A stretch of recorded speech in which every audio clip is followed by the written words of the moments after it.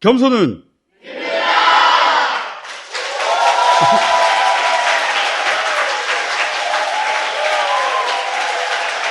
자, 다스베이다 제 269회 시작하겠습니다.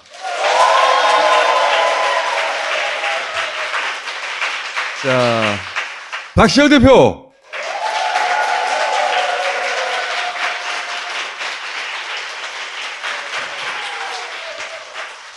바지와 신발이 항상 세트야. 바지하고 신발하고 다른 색으로 할 수는 없어? 제 원칙이에요. 자, 개요는 이러하고요. 대한민국에서 가장 비싼 여론조사. 비싼 게? 비싼 게?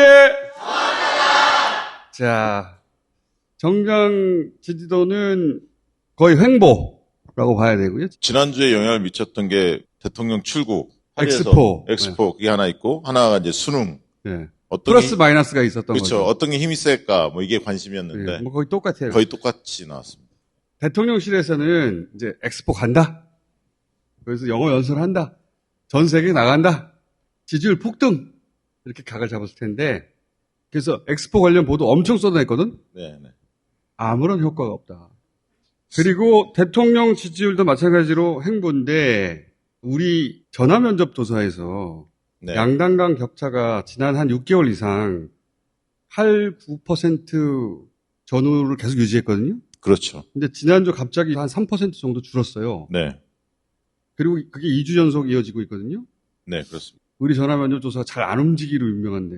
이번에 전화면접 조사는 진보가 256명이 잡혔고요. 보수는 270명으로 보수가 조금 더 많이 잡히는 네, 것은 보수도 많이 잡혔는데. 하나 이유 중에 하나일 것 같습니다. 우리 전화면접 조사가 2주 연속 한 3% 빠질 특별한 이슈가 뭘까?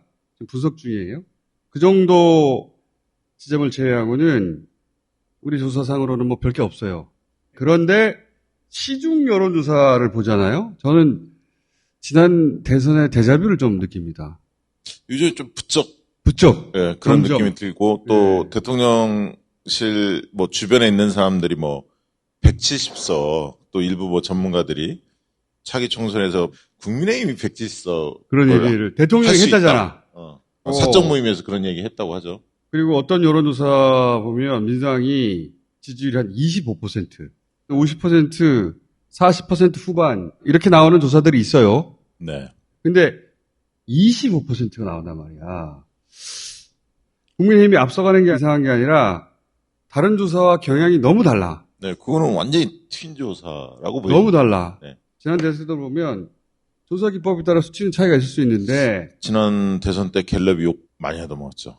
그리고 여의도 연구소 완전히 엉터리였죠. 달라도 너무 달라. 25%하고 50%는 조사 기법의 문제가 아니잖아요. 근데 여론조사 꽃을 띄워주기 위해서 일부러 그렇게 한 게 아닐까. 왜냐하면 그런 이상한 조사가 나오니까 김어준이 뜬 거야. 여론조사 꽃이. 구독자 좀 늘었죠? 구독자들 꾸준히 늘고 있습니다, 지금. 네.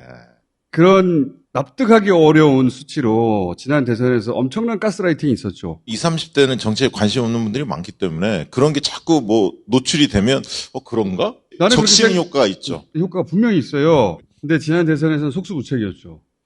그래서 여론조사 꽃을 만드는 거예요. 또다시 그렇게 속수무책으로 당할 수는 없다. 그런데 제가 이걸 만들었다고 하니까 이제 편향성 문제를 제기하는데 제가 여론조사 꽃 이제 관여를 하니까 들여다보니까 편법 하나도 없습니다. 김어준을 원래 편법 없어 원래. 저번 여론조사 꽃은 편법 없다. 그런 거 이건 제가 있으면 나 벌써 보증합니다. 감옥 갔어 나. 모든 세금도 다 내고 여론조사 꽃도 마찬가지예요. 대통령이 얘기했던가? 여론조사 좀 이상하다. 여론조사 심의위원회에서도 여론조사 꽃 쪽에 데이터들을 다 가져갔거든요. 와서. 직접 와서 가져. 아무런 연락이 없죠. 그 뒤로. 연락이 없어요. 그다음부터. 네. 문제가 있으면 연락이 올 거 아닙니까? 아무런 문제가 없습니다. 직접 방문해서 가져왔어요. 우린 있는 그대로 조사하고 문항도 보수 성향의 유권자들이 마음 편하게 선택할 수 있는 문항을 반드시 집어넣어요. 지도를 그려야 되는데 정확한 지도여야 정확한 목적지까지 가잖아. 자, 그런데 그런 관점에서 최근의 여론조사들을 보면 지난 대선의 데자뷰가 좀 느껴진다 이거예요. 총선 앞두고 더 심해질 거예요. 심해지겠죠. 예. 다른 여론조사 기관들의 수치들을 네. 어느 시점부터는 종합적으로 리뷰를 할 거예요. 최근 언론에서 한동훈 거치에 대해서 기사가 많이 나왔습니다. 일각에서는 정청래하고 붙이자 여권 내에서 그런 이야기가 나왔거든요. 정청래 너무 고맙지. 그래서 제가 저희 방송에서 뭐라고 했냐면 환영 빨리 붙자. 그래서 거기 이기면 아마 당대표로 바로 갈 거예요. 스스로 그렇게 클 수는 없거든요. 대환영이지. 관련 조사들이 막 쏟아질 거란 말이죠. 그런 조사들을 종합하는 리뷰 시간도 따로 이제 가질 겁니다. 그리고 여론조사 꽃이 이제 총선 맞이해서 금토이 계속 정례 조사를 하는 것 외에 수요일 목요일 날 주중 조사도 해요. 총선 특집 조사를 계속 들어가기로 그럼 그만큼 어떻게 되겠어? 돈이 더 많이 들겠지. 그렇지. 저희 딴 거 안 해요. 조사만 해요. 조사에만 다 쏟아오더요. 근데 조사를 또 늘려. 왜냐면 그러라고 탄생했기 때문에 조사를 이제 더 많이 할 거예요. 아니 이제 예를 들면 마포을에서 정청래 한동훈 붙으면 누가 이길까 궁금하잖아요. 우리가 붙여봐야지. 조사해봐야지. 근데 그 조사를 하려면 돈이 들거든요. 잘 안 해요. 선거 막바지에 나거든요. 우린 일찌감치 하려고. 그것도 안심번호 신청해서 안심번호를 신청할 땐 돈이 들어가요. 이렇게도 해보고 저렇게도 해보고 주말에도 해보고 주중에도 해보고 다 해보는 거지. 자, 비싼 게? 자, 그래서 어떻게 해야 돼? 여기서 목소리가 약해. 약간 줄어들어. 자, 그 다음. 개인적으로 뭐가 제일 심각하다고 생각하십니까? 압도적으로 후쿠시마 오염수예요.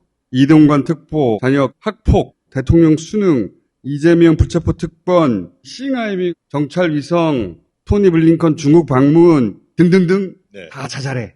민주당 지지층은 압도적으로 75% 정도가 후쿠시마 오염수. 오히려 국민의힘 지지층이 이재명 대표 불체포 특권에 관심을 많이 보였어요. 그게 제일 높았어요. 예. 국민의힘 지지자들은 이 말을 하고 싶지 않은 거예요. 잘못한 걸 아니까. 근데 이재명 대표가 이거 포기했어? 인상적인 거예요. 취임 1년이 넘도록 검경을 총동원해서 없는 죄를 만드느라 관련자들 회유 협박에 국가 역량을 소진하고 있습니다. 방탄 프레임에 가두는 것이 바로 집권 여당의 유일한 전략입니다.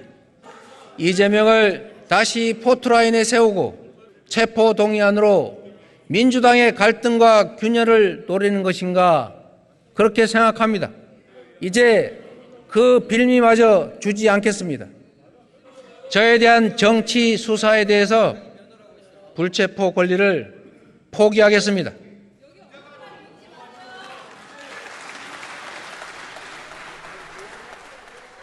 그래서 물어봤어요. 잘했냐? 긍정적으로 생각한다. 그러니까 자기가 지지하는 정당을 떠나서 지역도 떠나고 나이도 떠나고 대체로 다 긍정적으로 생각합니다. 민주당 지지층이 어떻게 생각하는지가 제일 중요하죠, 사실은. 근데 77.5%가. 근데 국민의힘도 절반이 그렇습니다. 국민의힘도. 국민들이 보기에 신선하게 느껴진 측면이 있죠. 이 싱하이밍은 대통령이 직접 키웠거든요. 혐중 정서에 올라타가지고 특히 이제 20대 남성을 향해서 메시지를 던진 건데 근데 관심이 없어 사람들이. 대통령이 직접 했는데도 불구하고. 미국과 중국이 지금 다시 해빙 무드로 접어들고 있잖아요. 그래서 싱하이밍 이 건을 계속 키우기에는 그러니까 우리만 고립된다는 인식이 더 강화될 것을 대통령실도 우려했을 거라고 그렇게 봅니다. 뭐 그렇게까지 현명한 판단을 하지 않았을 거라고 보는데 나는.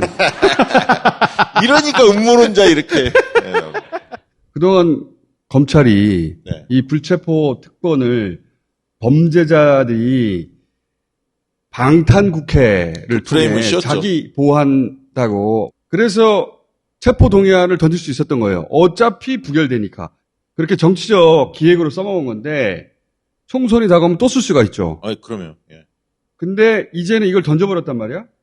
그러니까 검찰이 정말로 제1야당 대표를 수감시킬 만한 사안이 아니면 영장을 못 쳐요. 왜냐면 가버릴 테니까 이재명 대표. 아니, 그러니까 영장을 쳤는데 판사가 기각할 가능성이 아주 높아요. 예. 나온 게 있으면 벌써 잡아갔지. 기각시키면 저 방탄국회라고 욕하는 작전을 못 쓴다는 거지. 그렇죠. 그래도 영장을 치면 저는 총선에 지대한 영향을 줄 거라고 봐요. 선을 넘어가는 거거든요. 사실 이게 다중포석이 담긴 건데 혁신위가 정권을 행사할 수 있는 밑밥을 깔아줬다랄까요? 이 문제 때문에 비명계 반명계가 계속 그 발목을 잡고 있는 거 아닙니까? 이걸 탁 던져버리면서 더 이상 흔들 수 있는 명분 자체가 차단됐다. 신의 한 수였다. 총선에서 검찰이 그걸 활용할 공간을 없애버렸다. 그래서 이제 반응도 있는 거예요. 그리고 이건 저희가 정기적으로 하는 조사입니다.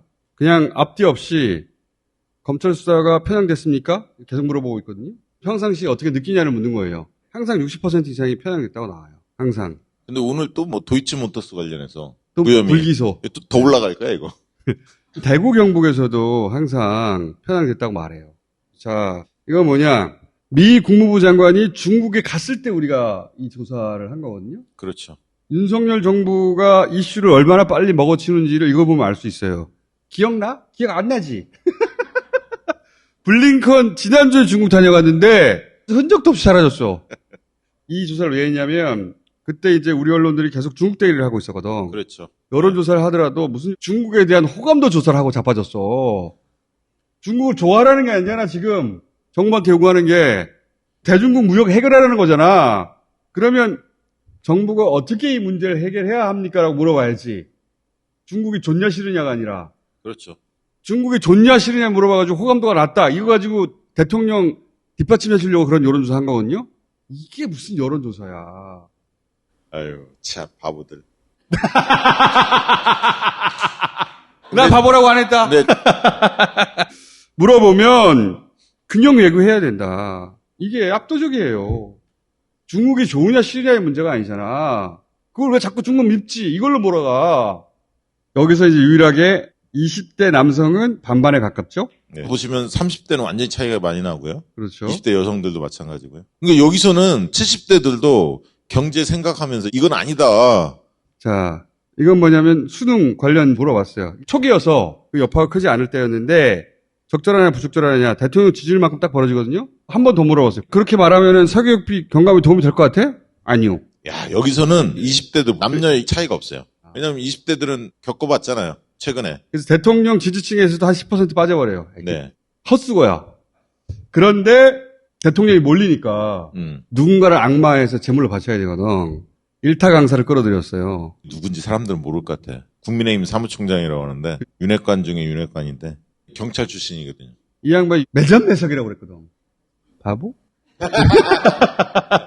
일타 강사들이 수강 신청권을 다 사가지고 나중에 비싸게 팔아? 말도 안 되는 소리인데 대통령한테 가는 욕을 누구한테 돌려야 되거든요.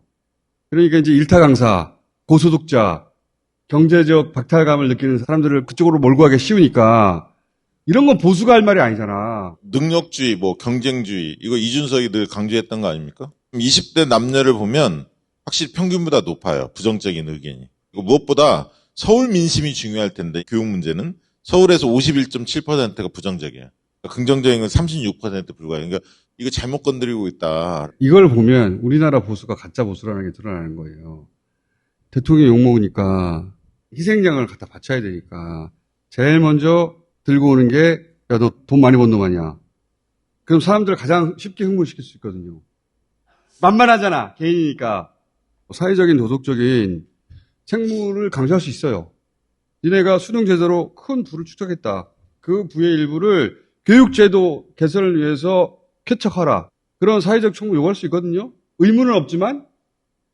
근데 너 돈 많이 벌었지. 나쁜 새끼. 자, 저놈 돈 많이 벌었답니다. 가서 욕하세요. 대통령 말고. 이거 하는 거야. 반자본주의 세력. 양아치야. 보수가 아니라 양아치라는 게 이런 데서 드러나는 거예요. 왜 갑자기 여기서 일타 강사가 나와? 사회악, 범죄, 매점매석.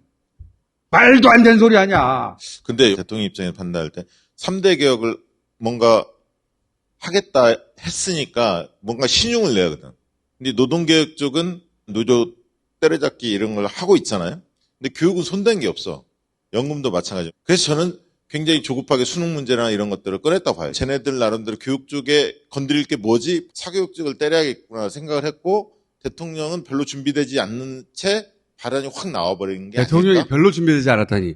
아무 준비되지 않았지. 교육 문제 지금 건드리는 것이 그냥 나온 것 같지는 않아요. 근데 그냥 안 나왔지. 얘네들은 특수부의 기획사처럼 움직여요. 이거는 정치적인 분석이고 범죄적인 분석이 하나 더 들어가야 돼. 대통령이 결탁이라는 단어를 사용했잖아. 교육 문제 얘기하다가 갑자기 결탁 때문이다. 교육계와 학원가에. 왜? 수능이 어렵게 나와야 학생들이 학원가로 가니까. 근데 학원가에 누가 있냐? 386이 있다. 386은 누구랑 붙어 있냐? 민주당 붙어 있다. 그러므로 민주당 때문에 사격비가 높다. 수사하면 다 나와. 내가 나중에 할 얘기인데 나중에 할게. 수사로 연결되지 않는 기획은 얘네는 하질 않아요. 그건 맞는 말인 것 같아요. 네. 네. 모처럼. 모처럼? 얘네의 기획은 특수부의 기획수사처럼 움직여요. 대통령 뭔가 말하잖아요? 수사, 감사, 감찰이 이어집니다. 다시 여론조사 돌아와서 6월 조사 전체를 통계를 한번 내봤어요. 4주 거를 통합한 거예요. 전화면접조사, 캐티 4,000명, ALS 4,000명. 여론조사에서는 굉장히 큰 숫자예요. 이건 전화면접조사입니다. 20대 남성의 정당 지지율 보세요. 여기서 밀리잖아요. 민주당이 19%, 국민의힘이 28%. 근데 30대 남성을 보세요.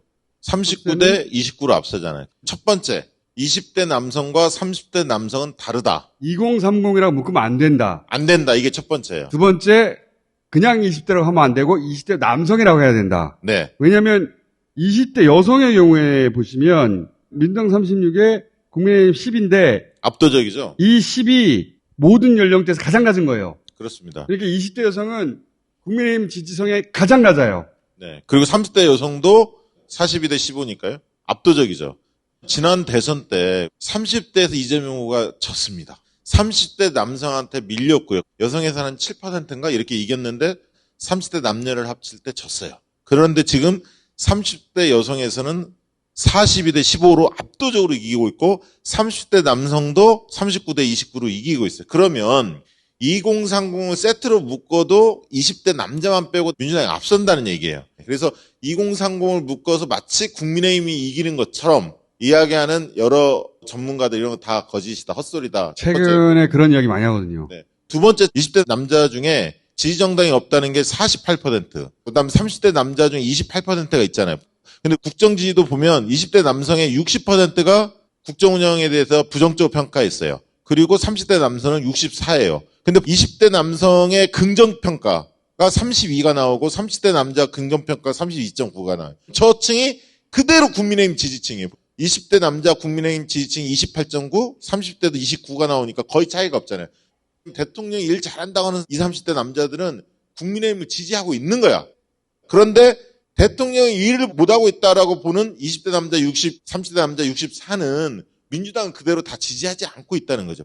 무슨 얘기냐면 20대 남자, 30대 남자의 무당층은 반윤 성향이라는 거야. 윤석열을 싫어하는 사람이야. 민주당에 아직 오지는 않았지만 그러면 기회가 누구한테 있어요?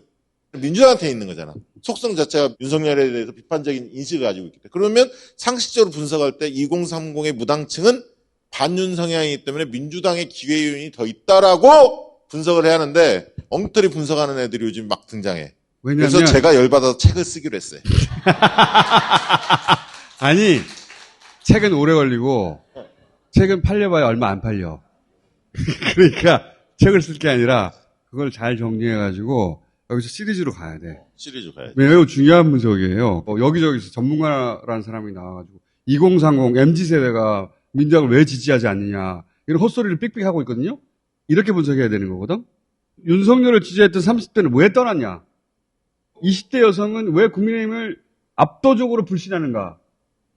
20대 남성 28%가 국민의힘을 지지하잖아요. 여기서 국정 지지를 보시면 20대 32%가 거의 비슷하죠. 대통령을 지지하잖아요. 32%가 거의 28%로 갔어요.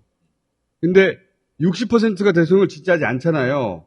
이 60%가 민주당으로 안 오고 그중에 40%는 떨어나가고 20%만 왔거든. 네. 요게 민주당의 고민인 거예요. 여기를 먹어야지 이제 민주당. 그러니까 여기가 민주당의 고민인 것이고 이 60%는 대통령을 지지하지 않기 때문에 국민의힘으로 가기보다는 민주당으로 갈 가능성이 더 높죠. 그래서 우리가 투표율도 높여야 하는 거고. 그래서 민주당의 과제는 대통령을 지지하지는 않는데 민주당도 지지하지 않는 층을 어떻게 가져올 것인가.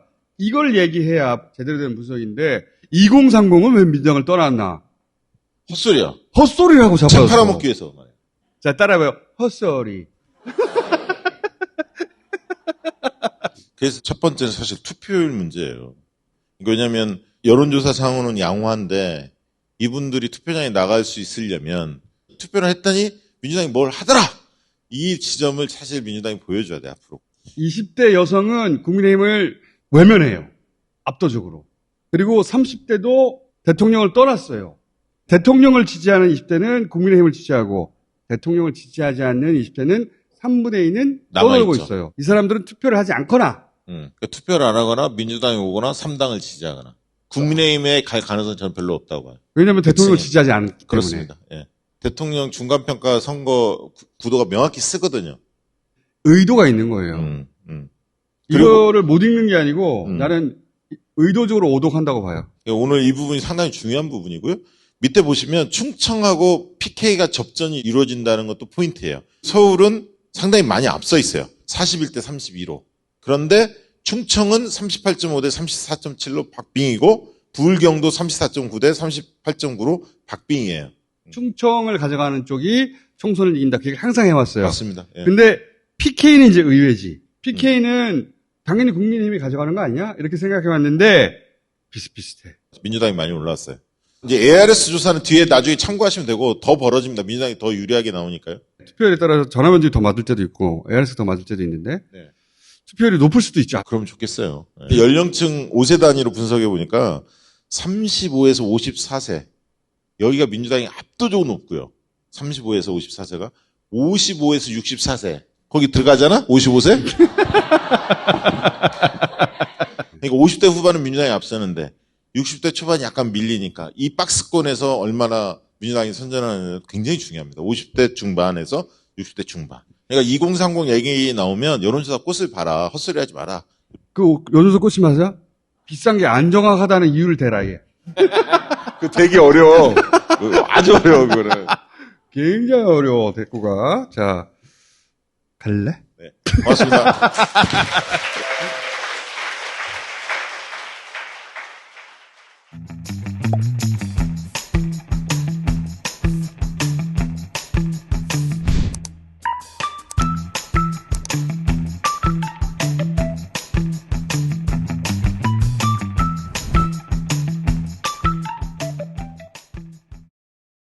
여덟 시간 일을 해서 월 매출 제가 지금 찍는 그 정도 찍으면 저는 진짜 대만족이에요. 저도 다른 데 나가면 소비자잖아요. 이거 소비할 수 있겠다, 좋아하겠다. 정말 소비자들을 원하는 그 퀄리티가 나와요. 곱창 장사한다면 와우 곱창 선택해야죠. 저는 추천해요.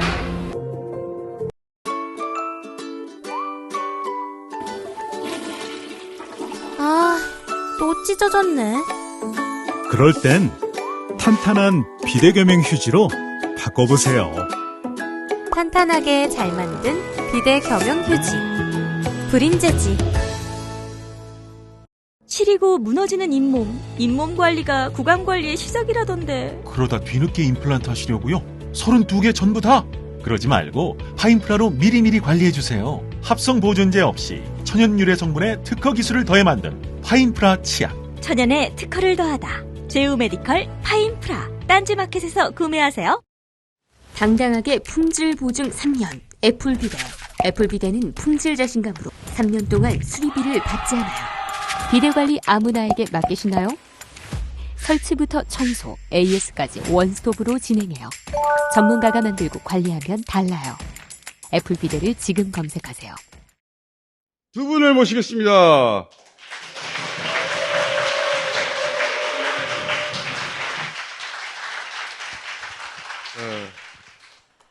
지난주에 이어서 다큐 한 편을 저희가 소개하려고 하는데 허털령 감독 모셨습니다. 안녕하십니까.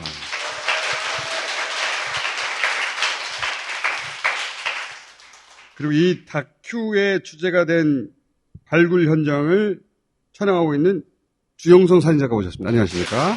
안녕하세요. 주영성이라고 합니다. 자, 6.25 때 민간인 집단 학살이 있었어요. 그 유해를 아무도 거둬주지 않은 거예요. 그러다가 정부가 처음 나선 게 진실화해위원회였거든요. 근데 이것도 이명박 들어서면서 끝나버린단 말이에요. 국가가 하던 활동은 중지됐어요. 그러자 시민들이 나섰어. 자발적으로 공동조사단을 꾸렸어. 계속해서 유해 발굴을 했죠. 여기까지는 저도 들었거든요. 근데 이제 감독님은 이걸 다큐로 만든 거잖아요. 네, 맞습니다. 어쩌다가 이 유해 발굴단을 네. 다큐로 만들어야겠다고 생각하신 거예요? 시간을 조금 한 10년 전으로 돌려야 될 것 같은데요. 예. 아마 뉴스를 한 번쯤 들어보신 분들 다 있을 거예요. 그 밀양 송전탑 반대 투쟁. 송전탑이 밀양에 밀고 들어와서 네, 맞습니다. 그 주민들이 반대하고 했던 일이 있었죠. 네. 여성 노인분들이 주체가 돼서 싸웠던 이제 투쟁이에요. 그 밀양 송전탑 투쟁을 기록하러 제가 밀양에 내려갔었어요. 그리고 그때 만났던 한 할머니가 있는데 그 할머니 이제 조남이 김말해 할머니세요. 아, 들어봤다. 네. 그래서 그 할머니 처음에는 이제 할머니의 그 송전탑 투쟁을 좀 찍으려고 내려갔는데 할머니랑 친해지고 제가 밀양에 꽤 오랫동안 살면서 할머니를 기록을 했는데 어느 날 이제 할머니께서 사실은 본인이 그 한국전쟁 당시에 남편을 이제 보도연맹 학살로 잃어버렸다라는 보도연맹? 얘기를 하시더라고요. 그래서 맨 앞에 나오는 10년 동안은 제사도 안 지냈다는 게 네, 할머니의 목소리입니다. 네. 그러니까 남편이 어느 날 보도연맹 그때는 보도연맹인지도 몰랐겠지. 남편이 어느 날 끌려갔다가 안 돌아오는 거야. 네네. 그래서 언젠간 돌아오겠지 하고 10년간은 제사도 안 지냈다? 그 얘기였어요? 맞습니다. 그러니까 그 10년의 시간 동안 정말 남편이 돌아올 거라고 믿고 있었고 너무 믿고 싶으니까 점쟁이한테 찾아가서 뭐 신발을 남쪽으로 놓으면 돌아올 거다. 반찬을 뭐 어떤 방향으로 해서 이렇게 놓으면은 어느 날 남편이 돌아온다. 10년 동안 그 제사도 안 지내고 가족들은 지내라고 요청을 그러니까 했지만 김말해라고 하는 할머니가 네네. 밀양 송전탑 네네. 반대 시위를 해서 찍기 시작했는데 친해지다 보니까 그 할머니가 네네. 내가 사실은 하고 옛날 얘기를 시작하신 거예요? 맞습니다. 네. 할머니를 통해서 저도 이제 한국전쟁이라는 것, 그 다음에 그 전쟁이 가져다 주는 그 상실감이라는 거를 처음 이제 할머니를 통해서 좀 경험을 하게 됐고, 우연히 이제 SNS에서 이 시민 발굴단 분들이 이 자발적으로 발굴을 하고 있다는 사실을 접하게 되고, 그때부터 이제 저도 영화를 찍기 그러니까 할머니가 보도연맹 사건으로 젊은 시절에 20대였겠네. 그렇죠. 20대 젊은 시절에 남편을 잃었어. 보도연맹이라는 게 이승만 시절에 너 빨갱이지 하면서 무고한 시민들을 한 10만 명 단위로 끌고 가서 전국적으로 경찰, 군인이 죽인 사건이에요. 이게 2년 전인가 3년 전에 대법원에서 유가족들이 그 사법부를 향해서 무죄 선고해달라고 그래서 무죄 선고가 나왔어요. 70년 만에. 근데 이제 할머니가 그 사건으로 남편을 잃고 10년 동안 그렇게 기다렸다는 사연을 듣고 나서 네네. 할머니의 한을 이해해보고 싶었는데 마침 그 할머니하고 상관없이 네. 이렇게 시민 발굴단이 있다는 것을 알게 됐다. 굉장히 우연히 알게 됐습니다. 저도. 왜 그렇게 할머니의 한을 이해하고 싶었어요? 감정이입이 왜 글로 됐어? 아... 애인 없어요? 제가 그 애인이 있는데요. 왜냐하면 그 얘기를 듣는다고 해서 네네. 그 한을 이해하고 싶고 막 내 것처럼 느끼고 네네. 마음이 아프고 그러기 쉽지 않은데 이제 마음이 너무 보드러워. 그 할머니 집이 그 밀양에 아주 오래된 전통 가옥이에요. 그래서 항상 저녁 되면은 아궁에 이렇게 나무 떼온 거 이렇게 불 떼서 이렇게 그래서 그 아랫목이 따뜻하다는 걸 전 처음 이제 그 밀양의 할머니들을 그 집에서 느꼈는데 할머니께서 그때 무슨 얘기를 하셨냐면 한 번도 내 나라였던 적이 없다라는 말씀을 하셨거든요. 그렇지, 일제시대 때 태어나서 그때 당시에 그 할머니가 이제 막 사춘기 접어들고 이제 15, 처녀 공출. 네, 맞습니다. 일본으로 이제 그 일종의 이제 정신 그 위안부랑은 또 다르게 그렇게 끌려간 거거든요. 네, 그래서 결혼을 일찍 했구나. 네, 그거를 이제 피하고 싶어서 그 조건이 결혼을 하면은 그렇지. 그것 때문에 이제 남편이랑 일찍 결혼을 그래서 했고 해방이 됐는데 이번에는 네, 경찰이 끌고 간 거지 남편을. 맞습니다. 그리고 이제 노인이 됐는데 이번에는 자기가 살고 있는 땅에 갑자기 송전탑이 들어오는 거지. 맞습니다. 그러니까 이분은 처음으로 싸운 거야. 그렇죠. 나이 90이 돼서 야 처음으로 이제 나라에 이건 아니지 네, 하고. 이건 아니지라고 하는 그 얘기를 하기까지 90년이 걸린 거예요. 그 90년이라는 시간 동안 한마디 못했었던 그 사람의 마음이라는 것은 어떤 것일까 정말 이해해보고 싶더라고요, 저 개인. 우리 사진 작가님 개인 나왔다 싶기도 하고. 사진 작가님은 왜 나오신 거죠, 근데? 제가 원래 이렇게 좀 도와주러 나왔는데 도움이 별로 굳이 안 필요한 것 같아요. 우리 사진 작가님은 감독님하고 별개로 이 발굴단과 함께 움직이고 있었던 거죠. 네, 그 시기는 거의 비슷한데요. 2018년도 아산 설화산이라는 곳에서 정말 우연한 계기로 현장을 기록한 사진가를 찾는 연락을 마음이 너무 보드러서 그런가. 굉장히 젊은 남성 두 분이 이 일을 하고 있으니까. 실제로 발굴단에 참여하시는 이 자원봉사자분들이 지금 여기에는 좀 그렇진 않은데요. 사실은 20대, 30대가 거의 한 70%? 그래요? 네, 80%가 굉장히 젊은 사람들이 대부분 참여하고 있고요. 이분들도 20대로 보이긴 해. 정말 좋아하실 것 같아요. 연령대도 다양하지만 직업도 굉장히 다양하시거든요. 근데 이분들은 네. 어떻게 모인 거예요? 왜냐면 진실화해위원회를 끝내버렸어요, 그냥. 끝내버리자 예산이 없으니까 이거 중단됐거든요, 이게. 보수는 이걸 우리 치부라고 생각해요. 그 죽인 사람들이 경찰, 군인들이었거든. 민간인들이 어떻게 결성된 거예요, 처음에? 네. 저희 시민발굴단이 결성될 때 그 결성의 주축이 됐던 사람들이 누구냐면은 전직 조사관들이에요.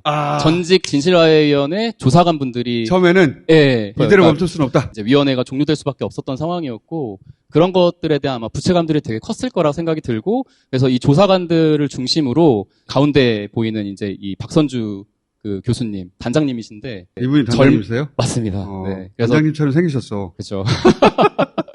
그래서 조사관분들, 단장님, 젊은 제자들, 학생들 이렇게 중심이 돼가지고 발굴을 시작했던 것이죠. 국가가 져야 할 부채인데 그걸 안 하니까 개인들이 나서 자기 돈 써가면서 하는 거 아니에요, 이게? 자발적으로 시민단체들 모이고 비용도 스스로 마련하고 국가의 아무런 도움도 받지 못한 상태에서 국군유해 발굴단이나 아니면 그쪽에 어떤 계신 분들은 교수님 변절하셨다고. 변절? 네. 어떻게 빨갱이들 유해를 발굴할 수 있냐. 빨갱이를 발굴하는 거 아니야, 이렇게? 네네. 진짜. 그때마다 이제 교수님께서 해주셨던 명언이 있는데 전 지금도 그걸 되게 크게 간직하고 있거든요. 뭐라고 하셨냐면 야 뼈에 좌우가 어딨냐 이거 206이라고 하는 제목은 의미가 뭡니까? 우리 인간의 몸에 있는 뼈의 개수가 저희가 다 206개를 그러니까 206개의 뼈조각을 다 수습하면 한 사람을 완전히 온전한 수습했다. 한 사람을 만날 수 있는 것은 이제 206개의 뼈를 모았을 때 저희가 한 사람을 만날 수 있는데 현실적으로 206개의 온전한 뼈를 다 가진 이제 한 명의 유해를 이제 찾는다는 거는 거의 불가능에 가깝습니다. 뭐 뼈가 부식된 것도 있지만 이게 정말 현장에 가면은 정말 이렇게 이 유해들이 정말 아무렇게나 이렇게 엉망으로 버려져 있거든요. 그래서 이게 많은 뼈들이 유실됐고 사라졌고 이래서 온전한 한 사람을 찾는다는 것은 불가능하다. 네, 그런 불가능한 현실 안에서 우리는 무엇을 할 것인가라는 그런 질문들을 좀 던져보고 싶어서 만든 영화이기도 합니다. 근데 제가 알기로는 그 할머님 돌아가시지 않았어요? 네, 돌아가셨습니다. 네. 감독님이 이 할머니한테 띄우는 편지 형식으로 이걸 만드셨다면서요? 네, 맞습니다. 그래서 영화 너무 끔찍할 것 같아 이런 생각으로만 이제 해서 부담스러워하시는 분들이 계시는데 이 영화는 좀 할머니를 보내면서 제가 썼던 어떤 편지 같은 영화예요. 상 엄청 많이 받았어요. 초청도 엄청 많이 받고. 네. 그래서 아름다운 영화거든요. 자, 그래서 6월 21일 날 개봉을 했고요. 네네. 지금 극장 관이 몇 개입니까? 관이 이제 41개로 시작을 했다가 지금 이제 개봉 2주차로 넘어오면서 아마 많이 줄었을 거고요. 시민 발굴단 재정은 어떻게 마련한대요? 지금은 2기 진실화해위원회가 출범했기 때문에 진실화해위원회 주관으로 이제 정부 예산으로 윤석열 정부에서 또 끝내버릴 것 같은데. 이 발굴의 성격에 대해서 계속 문제 제기를 하고 있어요. 왜 우리 군경에 의한 학살만 발굴하냐. 인민군에 의한 학살은 발굴할 수 있는 곳이 거의 남아있지 않아요. 북한군에 의한 학살은 유족들이 수습을 대부분 해가거든요. 그게 시비 걸려고 하는 거예요. 네. 자, 이 영화는 극장에서는 오래 못 가겠네요. 그래서 지금 총수님을 찾아온 거고요. 지금 저한테는 약간 이국종 교수님처럼 지금 느껴집니다. 약간 이국종 교수. 약간 심폐소생술을 좀 해주실 것 같은 약간 교수님처럼 느껴지는데요. 마우스? 굉장히 부담스러운데. 네네. 그러면은 아직 영화가 내린 게 아니니까 그러니까 그래서 좀 많이 봐주시고 조금이라도 더 오래 버티게 네네, 이 맞습니다. 영화를 봐주시고 근데 이제 극장이 너무 적으니까 극장에서 내려가면 이 벙커 상영도 한번 잡아봅시다. 너무 좋습니다. 평론가들이 진짜 많이 하더라고. 네. 저도 아직 수라를 못 봐가지고 저도 수라도 봐야 되고. 수라? 황윤 감독님 말씀하셨던 거 아니에요? 아니 수라 얘기 아니고 본인 네. 영화가 평론가로부터 네, 좋은 네. 평을 받고 있다. 정신 차리시고요. 제가 네. 웃고 있지만 지금 굉장히 긴장하고 있습니다. 수라도 칭찬받지만 2016도 칭찬받더만요. 제 입장에서 뭐 정말 감사하고 근데 칭찬을 이제 해주시는 것도 참 좋은데 또 이렇게 관객분들이 많이 들어오는 게 또 그치 칭찬보다는 돈이지 돈. 네 맞습니다. 네. 자, 이 영화 주변에 있으면 한번 꼭 보세요. 그리고 볼 기회를 놓친다. 그럼 저희가 기회를 한번 만들어 볼게요. 감독님하고. 예. 자, 오늘 여기까지 하겠습니다. 감사합니다. 감사합니다.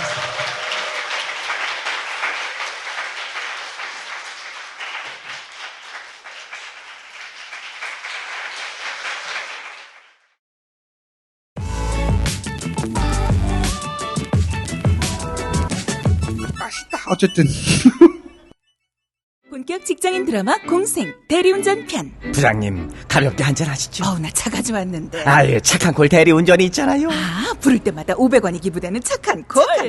딴지가 기부 내역을 검증한 착한 콜 1800-9998 대리운전도 믿고 맡기세요. 꽃배달은 1800-9222 퀵서비스는 1800-9668로 착한 콜 하실 수 있습니다.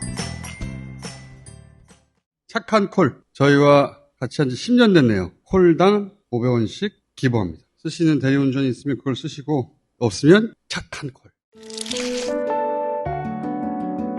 아무거나 짜놓는다면 좋은 집이 될 수 없습니다. 유기농 양배추를, 비타민 가득 여주를, 붉게 연근 레드비트를 청정 제주가 키운 농산물로 맛있게 만들었습니다. 제주 네이처의 다양한 즙과 진액, 젤리 스틱을 딴지마켓에서 만나세요. 잘 팔립니다. 유기농 양배추, 유기농 브로콜리, 유기농 당근. 할인하고 있습니다. 우린 이미 가격만 보고 냄새나는 싸구려 양고기를 사먹었다가 배신당하는 사고를 자주 겪었다. 숙련된 소비자라면 가성비만 따질 게 아니라 진짜 양고기를 맛볼 수 있을 때까지 기다려야 한다. 기다려 30일 동안. 호주산 스프링램을 30일 저온 숙성하여 잡내가 없고 맛있다. 고기야 프리미엄 양고기. 딴지마켓에서 만나세요. 30일 숙성. 양고기 숙성해서 판다는 건 처음 보네. 숙성하면 맛있겠지. 브랜드명이 고기압이야? 30년 경력 호주산을 30일간 숙성했다고 합니다. 맛있을 것 같아. 반품률 제로. 이거 누가 반품하겠어, 이거. 구워 먹어봐야 맛있는지 없는지 알 텐데. 호텔에 납품 중이라고 합니다. 농약 한 방울 없이, 비료 한 톨 없이, 비바람 이슬을 맞으며 더운 계절 추운 계절을 이겨내며 함양 지리산 자락에서 7년을 자라납니다. 산삼 순백. 딴지마켓에서 홍삼 가격으로 진짜 산양삼을 만나보세요. 저희 마켓 담당자들이 제품이 들어오면 그 공장이나 산지에 가보거든요. 갔는데 가서 멧돼지를 만났다. 왜냐면 여기가 여기거든요. 여기 있기 때문에 멧돼지가 나올 만 하잖아. 인삼을 2세대를 거치면 산삼에 준한다는 것이 과학적 근거는 없어요. 거기서 100%로 만든 것이다. 마켓에서 잘 팔리고 있습니다. 이번에는 러시아 얘기 좀 해볼까 합니다. 두 분을 모시겠습니다.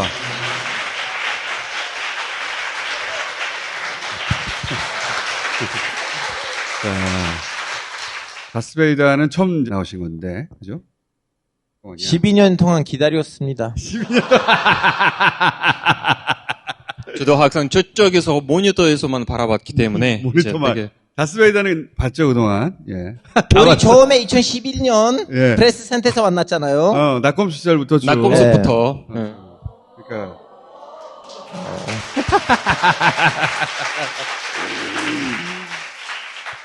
벨라코프 일리아. 한국 이름이 있잖아요.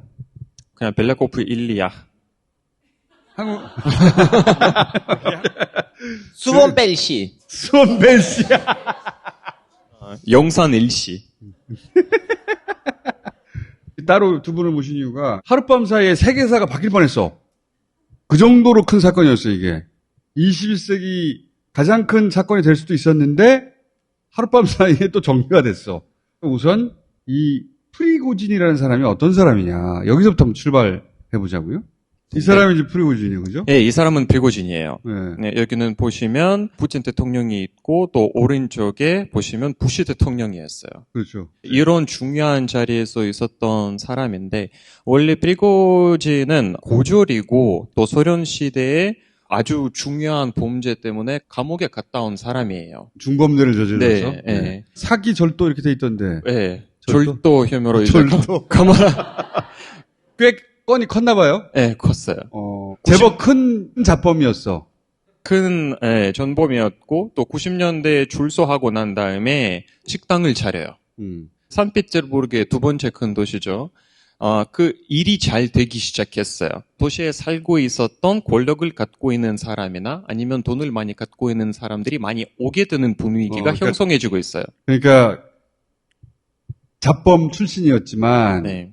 식당을 열고 거기서는 장사 수완을 발휘해가지고 그 지역의 유지들, 권력자들이 찾아오는 식당이었다. 그렇죠. 그 중에 한 명이 그 당시에 산피테르부르크의 시청에서 일었던 푸틴이었어요. 그때는 시청 공무원이었어. 시청 공무원이었어요. 푸틴도 이 식당에서 항상 우리가 다른 사람 없이 어느 정도의 프라이버트한 그런 얘기를 할 수 있는 단골집 사장이고 네. 두 사람이 그 관계 속에서 친해지기 시작했어. 네. 이렇게 하다가 이제 푸틴이 모스크바에 가죠. 프리고진이 같이 갑니다. 모스크바에서 여러 식당이 열고 그 이후에는 푸틴이 올라가는 만큼 처음에는 군사학교가 있잖아요. 음식을 제공해주는 업체로 계약을 하고 지역에 그냥 좀 큰 식당이었는데 이 식당 주인이 같이 따라가가지고 푸틴이 권력을 잡으면 잡을수록 거기서 떨어지는 떡고물 군납 업체가 된다든가. 맞아요. 네, 푸틴이 대통령이 되고 난 다음에 아예 군대에 음식을 제공해주는 업체로 들어갔어요. 2012년부터 아예 러시아 군대에 유일하게 음식을 제공해주는 업체는 프리고진 업체였어요. 돈 많이 벌었겠네. 그러니까 돈을 엄청 많이 벌었어요. 큰 식당 주인에 불과하다가 푸틴이 군납 네가 해. 그러면서 돈 많이 벌고 중요한 자리에는 이렇게 나와서 직접 서빙도 하고. 그러니까 네. 그래서 푸틴의 요리수하라고 별명이 붙었잖아. 여기서부터 붙은 별명이고 푸틴이 항상 있는 중요한 자리 여기서 보시듯이 이제 조지 부시 대통령과 있던 자리 또 푸틴이 다른 정상회랑 같이 있는 회담 자리라든가 그런 자리에서 자연스럽게 친해지고 자연스럽게 푸틴의 측근이 돼버린 사람이에요. 그래서 푸틴이 누구보다 이제 많이 챙겨준. 네, 챙기기도 하고 믿는 그런 사람이기도 해요. 또 프리고진은 푸틴한테 또 대들러 줬겠지. 네. 아마도. 댓글에는 이런 말이 있어요. 어디 댓글에서? 아니, 뭐죠? 한국만으로 댓글이 와요. 저한테도 DM으로도. 그럼 이 사람이 푸틴의 셰프이라면, 그러면, 러시아판 백종원 아저씨가 아니냐. 러시아. 이제, 러시아판 백종원 아저씨 아니고, 러시아판 CJ 사장님으로 생각하시면 돼요. 권력의 사이즈가. 그렇죠. 초콜릿 공장이 있어요. 이분의 부인 이름으로도. 완전히 큰 재벌이가 된 거예요. 이 사람 재벌가예요. 돈을 엄청나게 번 거야. 네. 그러니까 돈을 엄청 많이 벌었는데 한 2010년대부터는 조금씩 야망이 커지고 있어요. 그렇지. 왜냐하면 이렇게 업체들을 많이 관리하고 있기도 하고 너무나도 큰 부를 가졌기 때문에 사람에 대한 관심사가 쏠리기 시작했고 그래서 언론사를 내요. 그러니까 돈 좀 벌었어. 근데 이제 자기한테 관심 쏟아지고 하니까 자기가 마음에 안 드는 기사도 막 나가. 그러니까 내가 직접 언론사를 채워야지. 몸집이 작은 언론사를 잡아먹고 흡수하고 인수하고 이렇게 하다가 또 우연히 발견된 게 러시아 사람한테는 누구에게 얘기를 하면 바로 나오는 게 댓글 조작단이라고 있어요. 기억난다. 예. 기억나. 기억나시죠? 그게 예. 2014년 그 크림 반도 사태 그냥 건물을 하나에 공장에 예. 댓글단이 거기서 근무를 해. 네. 아예 9시부터 6시까지 사람들이 앉아가지고 댓글을 써요. 언론사에 들어가서 막 100개, 1000개, 10,000개 댓글을 뭐 푸틴이 얼마나 좋은 사람이고 이게는 안 되는 거고 이것도 안 되는 거 막 그렇게 하고 있어요. 공장에서 조직적으로 한 데다가 국내 정치에서 그치지 않고 미국 선거에도 개입했다. 그러니까 2016년 미국 대선에서요. 그때 아마 기억나실 거예요. 그건 기억나요. 엄청 크게 스캔들이 이건 터졌는데 미국 CIA에서 러시아 이 공장이 이 선거에 개입하여 예를 들어서 페이스북에 가짜 계정으로 가짜 뉴스를 뿌리고 근데 그 공장을 돌린 사람이 프리고진이요. 그러니까 얼마나 권력과 가까웠어. 그때까지는 완전 푸틴하고 찰떡궁합이었는데. 그래서 해커도 같이 지용하면서 뭐 그 당시에 미국의 민주당의 컴퓨터를 해킹해서 뭐 민주당의 서류라든가 또 클린턴을 조금 어둡게 예, 보여줄 수 있는 그다음에 그런 브렉시트도 그렇게 해서 서방이 갈라지라고 영국 여론을 브렉시트 하도록 끌고 간 것도 여기였다라는 또 보고도 있었어요. 네, 이렇게 하다가 이 사람의 야망이 더 커지고 조금씩 용병 쪽으로 넘어가고 있어요. 용병 사업. 그 러시아가 딱 시리아에 들어가서 미국이랑 엄청 패권 싸움을 하고 있었어요. 네. 그것 때문에 푸틴은 나의 직속하에 전문성을 갖고 있는 사람들을 이용해 가지고 시리아에 들어가서 일반 종군대를 받을 수 없는 그런 지시들 이런 것을 수행할 수 있는 것들은 용병이에요. PMC가 Private Military Company 이게 용병을 뜻하는 건데 이게 원래 서방에서 발명한 거예요. 푸틴이 자기도 이런 걸 가지고 싶었던 거지. 네. 예. 이 용병 회사를 바로 프리고진한테 맡긴 거야. 여기서 보시면 제일 활발하게 활동을 하고 있는 게 아프리카인데 뭐 리비아, 이집트, 뭐 차드, 수단. 야, 우리는 너네들 지키겠다. 우리에게 뭐 석유, 석탄, 금 이거 주면 도와주겠다. 이렇게 하면서 아프리카에서 어마어마한 돈을 벌고 있어요. 지금도. 리비아에서 튀르키예군이란 전면전을 벌였어요. 리비아에서? 네, 그 정도였어요. 리비아에 있는 그 하프텔이라는 장군이 있는데 그 장군이 관여하고 있는 그 석유들의 20%는 막나한테 가고 있어요. 중앙정부의 권력, 통제가 약한 곳에 가가지고 니네가 가지고 있는 자원으로 주라. 이거는 사실은 프랑스 모델이에요. 프랑스가 그렇게 해왔어. 러시아를 이걸로 욕할 거면 일단 프랑스를 먼저 욕해야 돼. 영국부터 욕해야 돼요. 예? 영국이 그렇지. 먼저 했어요. 영국이 맞죠. 그렇게 해서 나는 바그너 그룹의 수장이다라는 걸 계속 고조해왔어요. 부인했다? 부인했죠. 여기 회장이 당신 아니요? 라고 물어볼 때마다 부인하고 있었어요. 요리사일 뿐이요. 왜냐면 이게 이제 그 더티 비즈니스 아니야. 딱 봐도 사람들 러시아만으로 얘기하고 생김새도 러시아 사람인데 그러니까. 이 회사가 본사가 처음에는 아르헨티나로 나와 있었다가 최근에 와서 본사가 산페테르스부르크로 보여요. 아프리카에서 뛰고 있는 이 용병들 도대체 뭐지 해서 찾아봤더니 처음에는 아르헨티나 회사인 줄 알았다. 네. 공식적으로는 그만큼 프리고진은 나는 여기랑 관련 없어 하고 있었는데 프리고진 본인도 계속 부인하고 있었고 푸틴도 당연히 부인하고 있었어요. 이거는 중요해요. 왜냐하면 어제는 푸틴이 전혀 다른 말을 하기 시작했는데 여태까지는 계속 부인해왔어요. 그렇게 부인해왔다가 작년 2월 22일이 터지죠. 전쟁이 터져요. 그때 나는 바그너 그룹의 수장이다. 나치들이랑 싸우겠다라고 선언을 해서 우크라이나로 가요.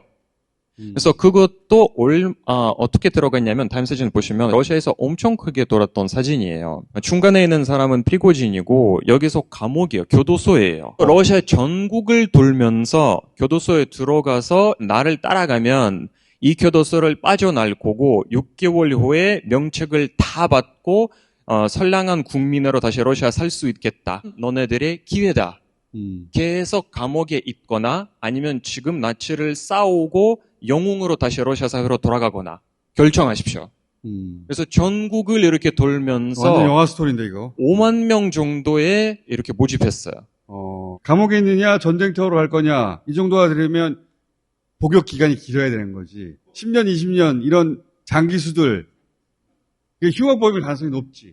그런 사람들을 5만 명을 러시아 전역에서 모았다. 또 있어요. 지방에 있는 20대 초반 취직이 안 되는 남자애들도 많이 데리고 왔어요. 장래 희망이 없는 취직이 안 되는데 시골에 있어봤자 할 거 없잖아요. 되게 유명해요, 이거. 자기가 와그너 그룹이랑 관련이 없다고 더 이상 부인할 수 없게끔 만든 그러니까 이런 그런 거구나. 영상이기 때문에. 용병일 때는 더티 비즈니스니까 정체를 감췄다가 우크라이나 전쟁을 러시아 입장에서는 영토를 회복하는 영광의 전쟁이란 말이지.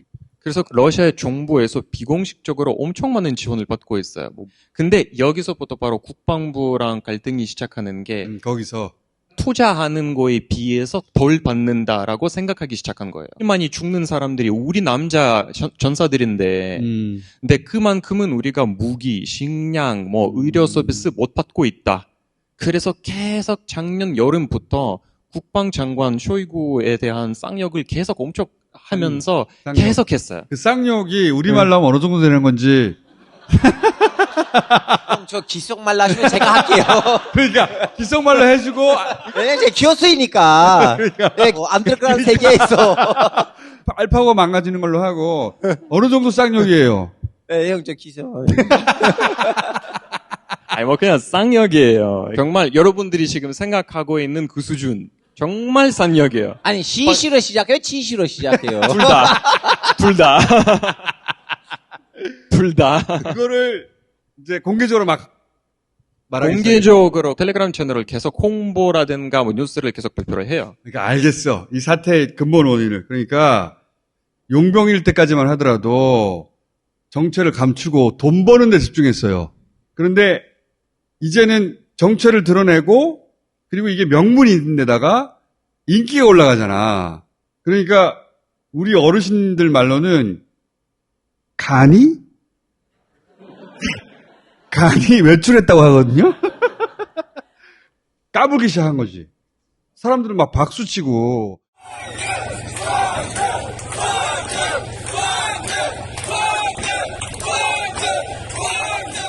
내 동지들이 죽어가고 있고, 근데 돈이 내가 생각한 만큼 안 오고, 내가 지금 싸우고 있지. 너 국방부 장관 네가 여기서 싸우고 있어?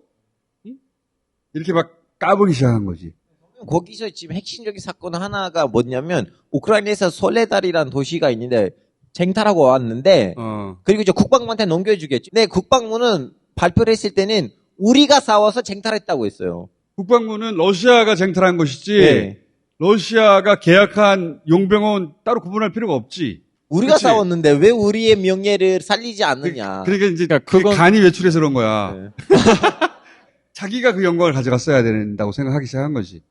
바흐무트라는 도시가 있는데 얘네들이 바흐무트를 거의 6개월 동안 계속 이제 포위를 하다가 결국에 탈환했어요.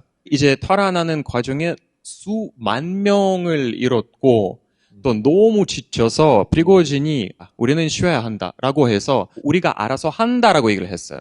그래서 그렇게 하자 바로 그 다음 날에 국방부 장관이 7월 1일까지 모든 용병들은 국방부 아래로 들어와. 그러니까 간이 외출하다 보니까 왜냐면은 나는 푸틴과 가깝고 푸틴과 인연이 뭐 하루 이틀인가?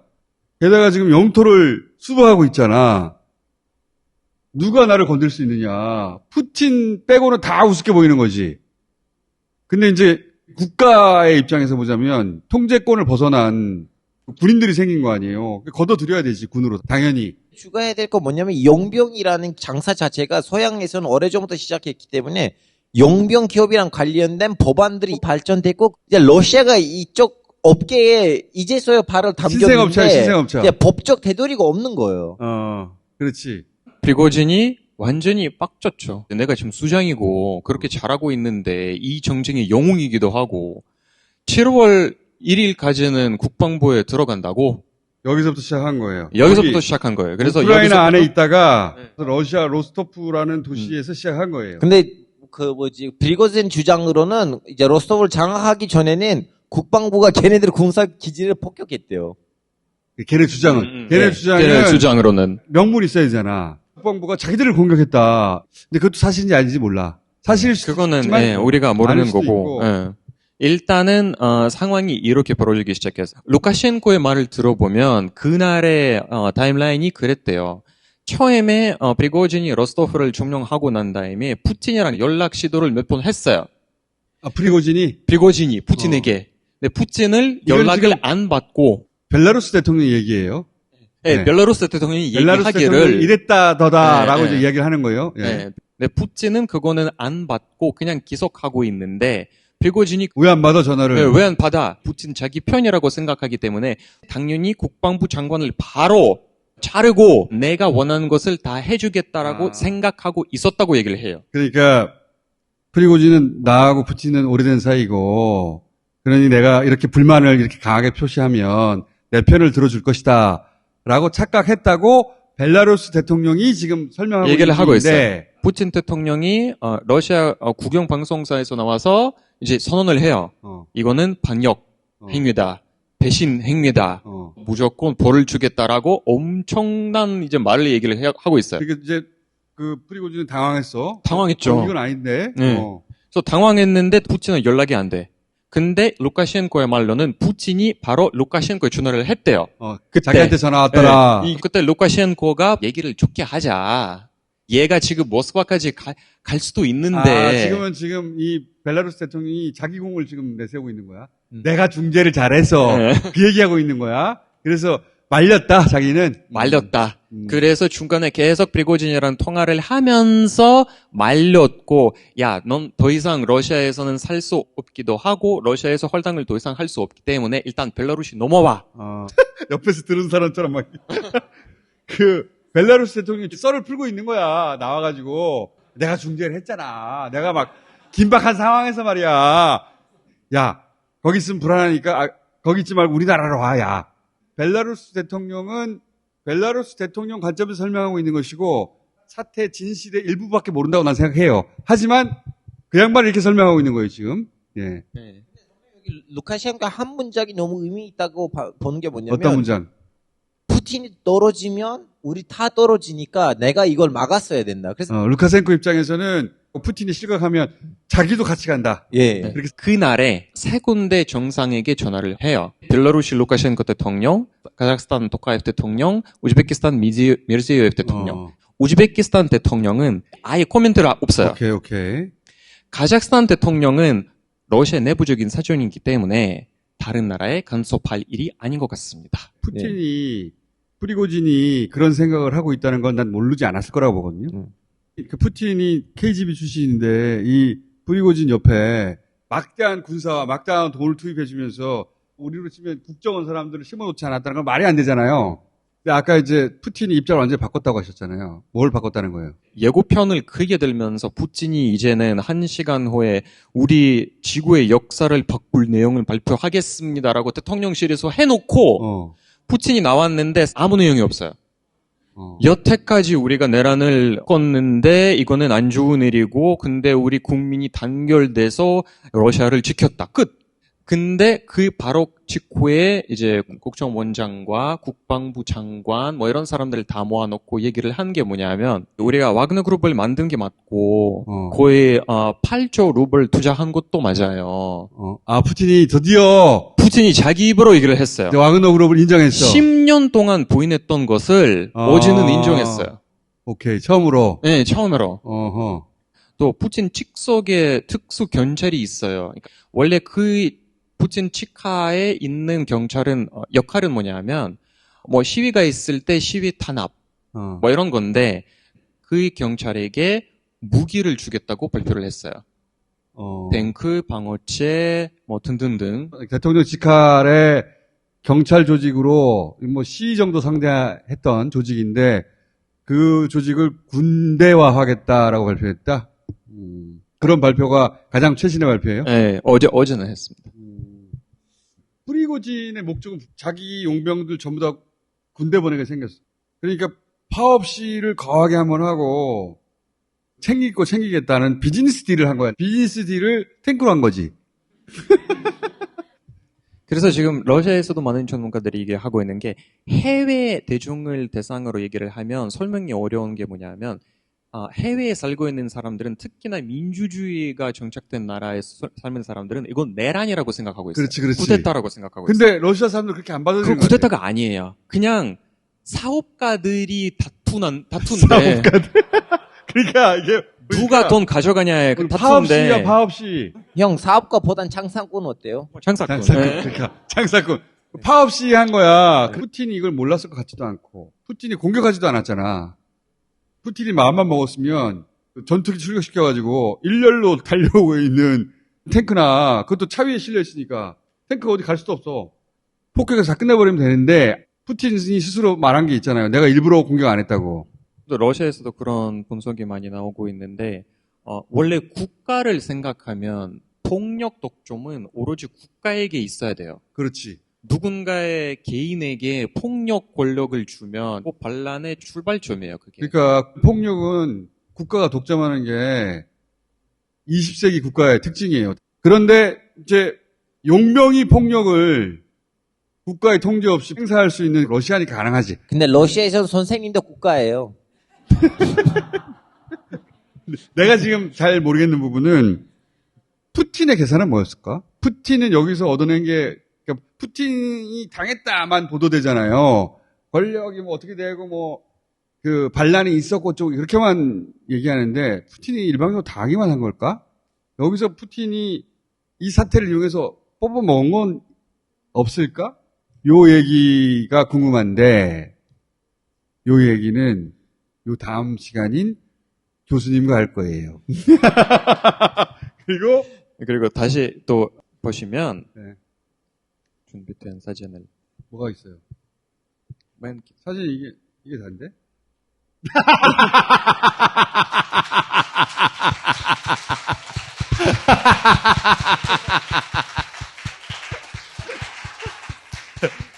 자, 러시아가 궁금하시면 예스14 교보 다 되기 때문에 구매 부탁드립니다. 감사합니다. 대한 러시아인이라는 유튜브 채널도 있어요. 그것도 구독해주세요. 감사합니다. 한국말에 능통한 외국인들은 참 국적을 취직한 분도 많은데 이렇게 시사에 밝은 사람들은 잘 없어요.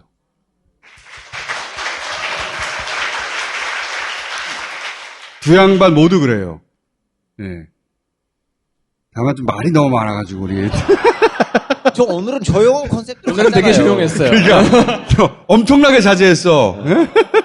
저 여기 오기 전에 살짝 들렸다 왔어요. 스님들이랑 같이. 자, 다음에 또 봅시다. 감사합니다. 네, 안녕히 계세요.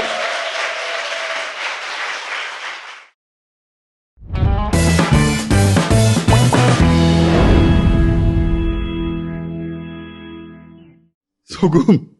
이거 지난주에 저희가 한번 내놔봤는데 이게 이제 원래 바다였는데 지각 변동으로 바다가 내륙에 갇힌 거예요. 그래서 그게 지하 온천수가 됐어요. 2억 년 전에. 사람이 없었잖아. 그러니 사람이 만들어낸 각종 공해가 전혀 포함되지 않은 소금이다. 요 소금을 지난주에 한번 소개해봤거든요. 어머, 너무 많이 팔리네? 생각보다. 소금을 기다리고 있었나 봐. 진짜로. 여기저기서 소금 찾는다고 하길래 우리가 한번 소개해봤는데 맛있답니다. 잦은 회식과 야근으로 늘 지쳐있는 남편에게 피로엔 간편한 밤샘 공부와 학업 스트레스로 건강관리가 필요한 자녀에게 피로엔 간편한 비타민 엔젤스 피로엔 간편한은 인체 시험을 통해 간 수치 개선 및 피로 회복 효과가 검증됐습니다. 인터넷 검색창에 비타민 엔젤스를 쳐보세요. 자, 바로 이어서 재성훈 교수님 모시겠습니다. 안녕하십니까. 안녕하십니까. 앞에 저희가 프리고진이 어떤 사람인가 이제 히스토리를 쭉 한번 짚어봤거든요. 중요한 얘기 다 하셨던데. 푸틴이 프리고진의 장사꾼적인 기질, 욕심, 인기를 쫓는 마음 이런 걸 이용해서 자기가 원래 하고 싶었는데 무엇인가를 이 핑계로 하려고 프리고진의 행동을 어떤 국면에서부터는 반쯤은 그러니까 묵인한 거 아닐까? 이용하려고 했던 거 아닐까? 제가 24일부터 하루에 텔레그램 한 1000개는 본 것 같은데요. 진짜 눈이 빠지게 본 것 같은데 너무 많은 정보가 올라오니까. 그렇지. 정리가 돼가요? 이제 모든 퍼즐이 맞춰졌습니다. 아, 그래요? 틀릴 수도 있죠. 일단 현재 기준으로. 네, 현재 기준으로 24일 날 10시에 푸틴의 대국민 담화, 그리고 하루 쉬었죠. 그래서 뭐 푸틴이 무슨 일이 있는 것 같다, 뭐 쇼이구가 안 보인다, 하루 동안 난리였잖아요. 그러니까 푸틴이 뭐 도망갔다는 얘기도 있었고, 네네. 어디로 가려고 하는데 안 맞아준다느니 온갖 헛소리들이 많았어요. 이제 퍼즐이 어느 정도 맞춰지는 것 같아요. 물론 우리 대통령실이 발표하는 게 네. 우리가 믿기 힘든 내용이 많잖아요. 그러니까 사람들 이렇게 믿게 만들어야 되겠다 하는 내용일 수는 있죠. 네. 예. 근데 어쨌든 그 기준으로 퍼즐을 맞춰진다. 그렇죠. 어떻게 맞춰집니까? 틀릴 수도 있습니다. 몇 가지 제가 중요한 포인트를 우리가 확인하고 가야 되겠다.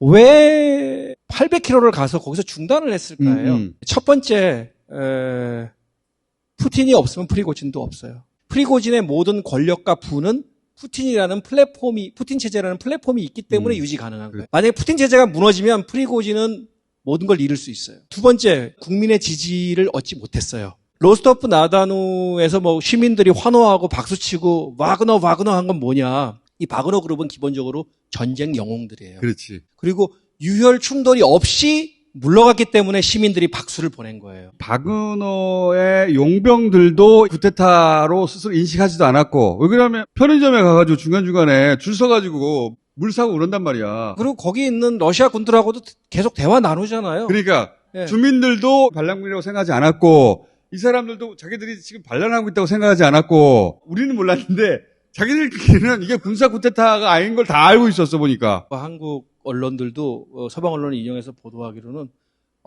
그 바그너 그룹에 대해서 국민적인 지지가 대단했다. 이 푸틴 체제에 대한 반대다. 푸틴에 대한 반대다. 그렇게 말하는지. 자, 근데 바그너 그룹이나 프리고진은 뭐냐면요. 지금 당장 총동원령을 내려서 우크라이나를 단시간 내에 쓸어버려야 된다는 사람들이에요.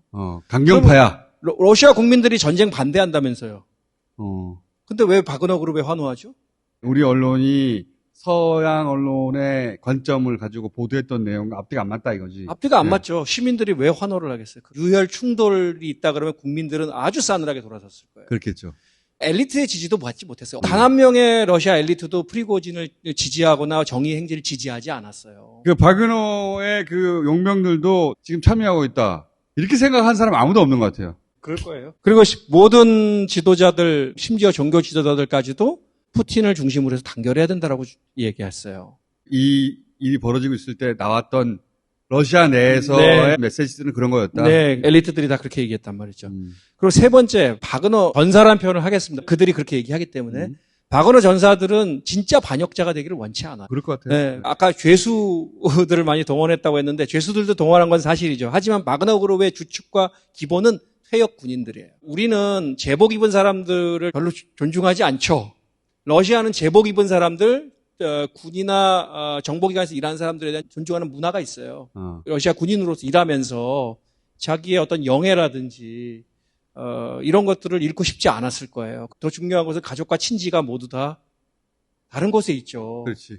그래서 진짜 반역자가 되기를 원치 않았을 거예요. 유효 충돌이 나면 진짜 반역자가 되는 겁니다. 그렇지. 네 번째도 중요한데 미국의 전쟁연구소를 많이 인용하죠. 전쟁연구소는 네오콘의 집합소예요. 네. 근데 전쟁연구소에서 행진에 참여한 병력은 4,000명이라고 얘기해요.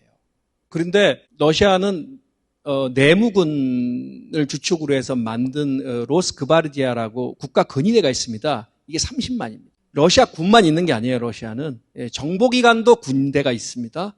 그리고 국가 근위대가 따로 있습니다. 유혈 충돌이 있었을 때 이길 수 없어요. 절대 이길 수 없어요. 바그너 그룹 사람들이 더 잘 알았겠지. 잘 알죠. 예. 네. 그러니까 이게 처음부터 가서 정권을 찬탈하려고 한 게 아닌 거지. 프리고진이 그 텔레그램에서 얘기했잖아요.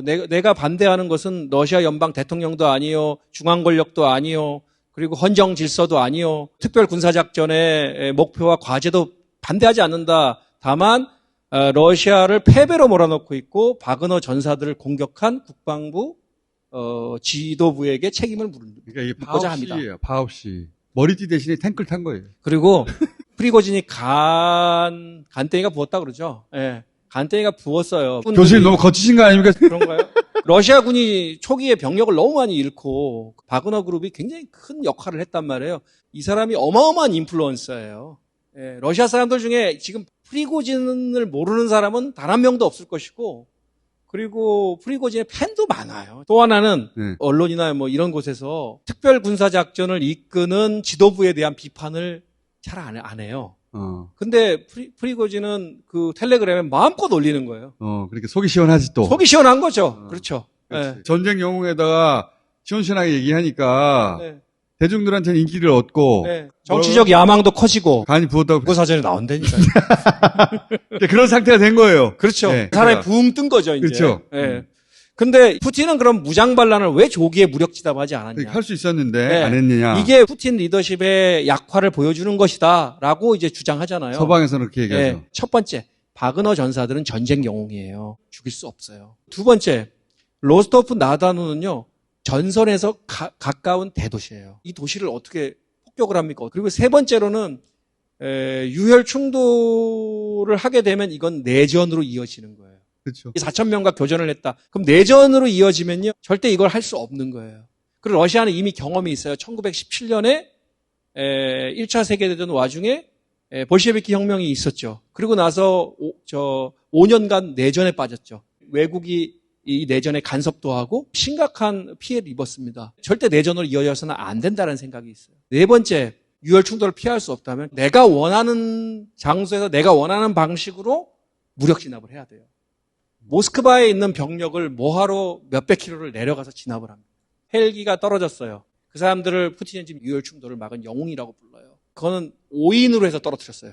근데 정찰의 역할이 컸을 거예요. 그러니까 서로 교전한 게 아니라 정찰 정도 했는데 5인 사격에서 떨어뜨렸다. 예, 그건 인정했어요. 그래서 프리고진이 사과하고 배상하겠다 그랬어요.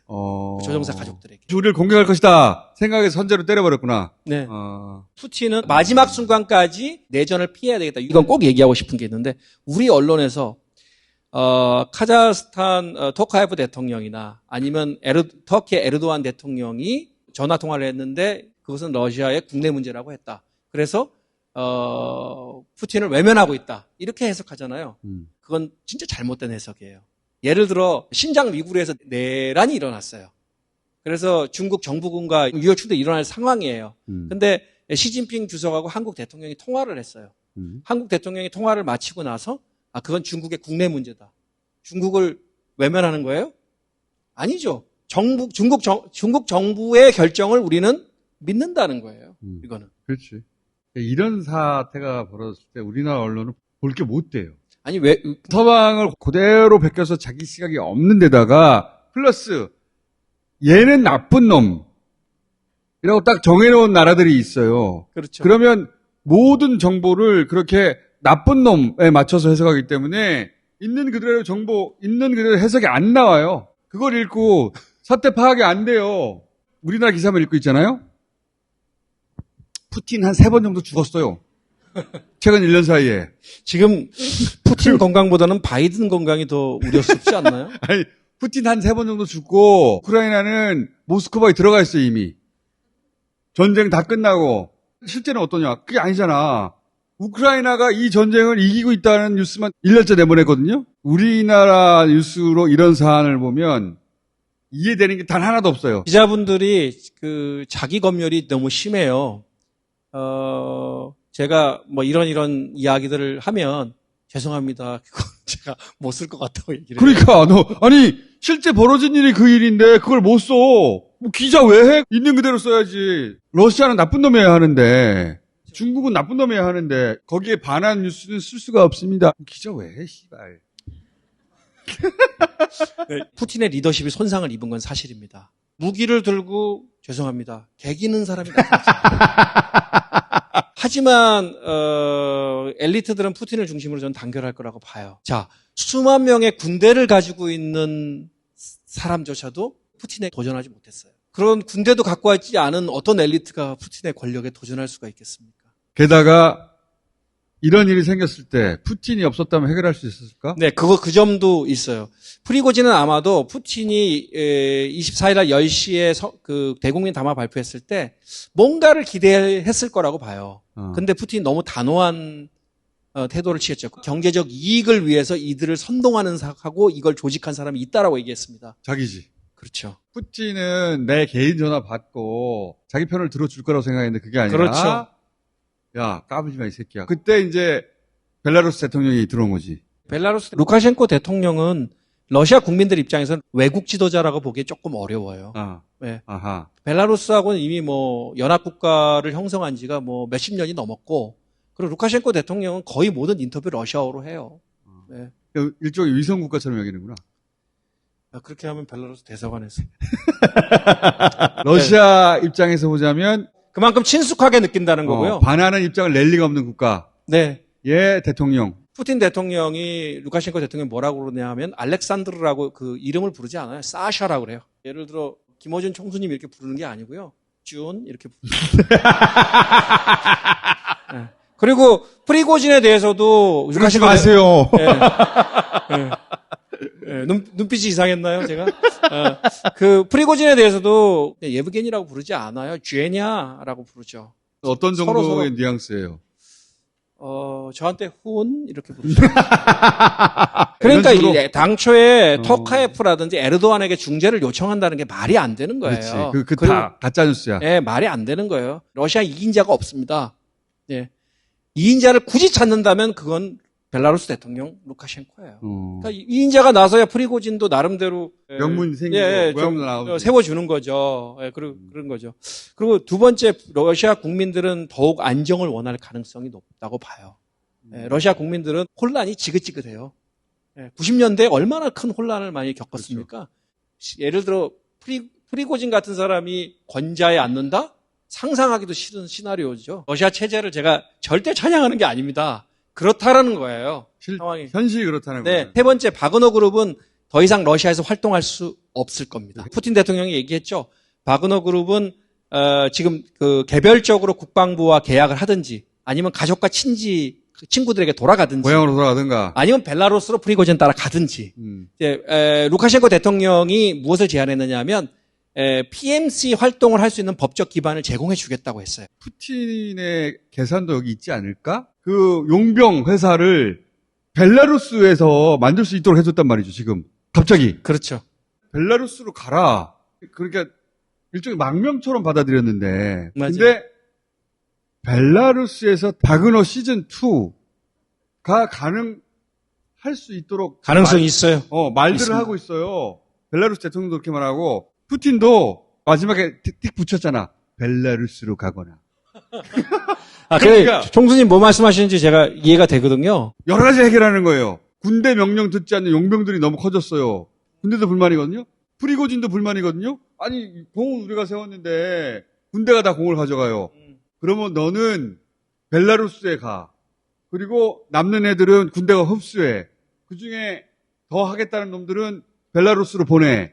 그래서 또 하나의 바그너 그룹을 만들어. 거기는 훨씬 우크라이나의 수도에 가까워. 그렇죠. 훨씬 가까워요, 거기가. 예. 근데 그러기에는 너무 시나리오가 복잡하다는 생각이 들어요. 결과적으로는 그럼 차라리 이렇게 해결해 가자.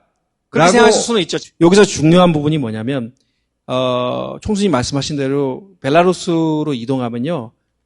키예프가 목전이죠. 키이우가 목전이죠. 그러니까 갑자기 수도 위에 바그너 그룹이 가는 거야. 그게 뭐가 심상치 않느냐 하면 거기 전술핵 무기가 가죠.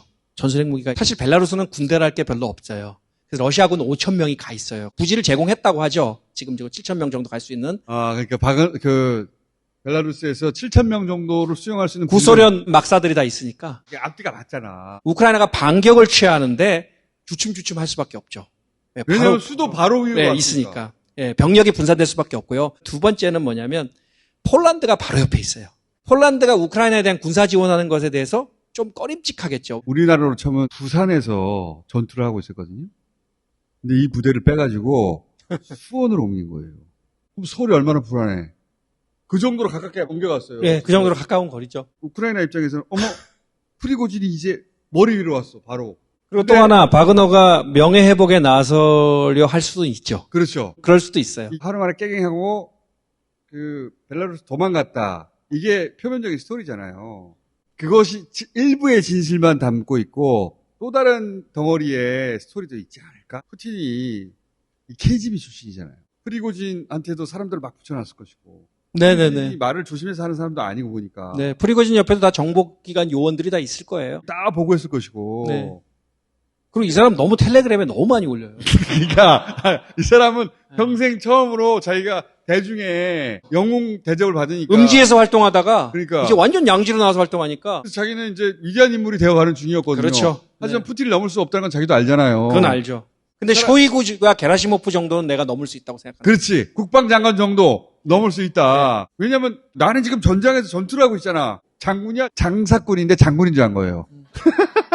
그러니까 정치적 야망이 커진 거죠. 이제 경제적 그렇죠. 이익만 추구하던 사람에서. 근데 푸틴이 그건 몰랐을 리도 없고, 푸틴이 하고 싶은 것과 프리고진이 하고 싶은 것 잘 섞어가지고 솔루션이 있다. 뭔가 냄새가 난다? 이걸 이렇게 한번 풀어볼까?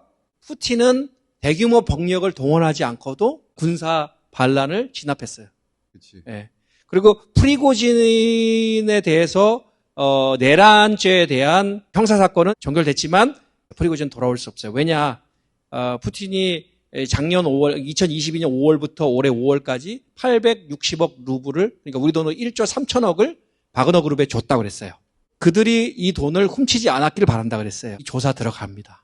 그치. 그러면 프리고진은 올 수 없어요. 그러니까 제 생각에는 이 푸틴은 두 가지를 동시에 한 것 같아요. 하나는 바그너 그룹을 군대로 해산시켜서 군대로 복귀시키고 동시에 벨라루스로 보내가지고 제2의 바그너 그룹을 만들 수 있도록 해놓은 다음에 네. 프리고진이 다시 돌아와가지고 러시아에서 까부지는 못하도록 만들고 네. 푸틴 입장에서는 외신이 푸틴의 리더십에 손상을 입었다고 하는 기사가 많이 나온 거 외에는 자기 권력은 다 유지하고 있고 그리고 결과적으로는 자기가 원하는 대로 다 돼 있어요. 탱크를 수십 대를 가고 군대가 지금 수만 명이 가도 안 돼. 입증됐잖아. 무기를 들고 제가 아까 개겼다 그랬죠.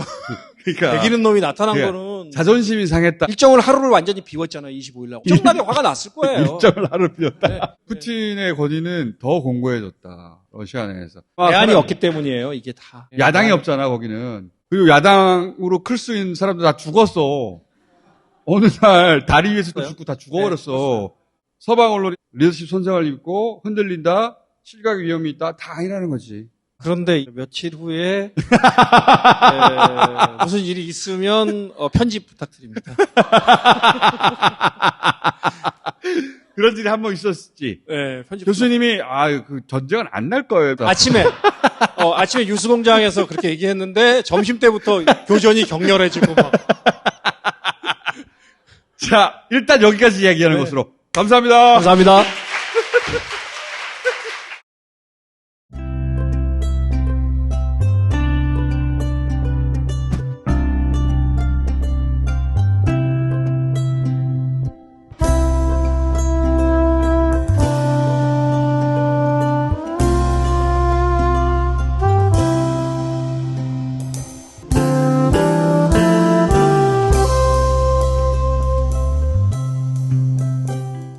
관절 건강 근본부터 챙길 수 있는 방법을 아시나요? 식약처에서 기능성을 인정한 관절 건강 기능식품 현관보가 그곳인데요. JW 중해제약 건강기능식품으로 엄선된 주원료인 MSM과 NAG, 젖산 칼슘으로 건강한 관절, 연골, 뼈 모두를 생각하는 활기찬 인생의 첫걸음 현관보.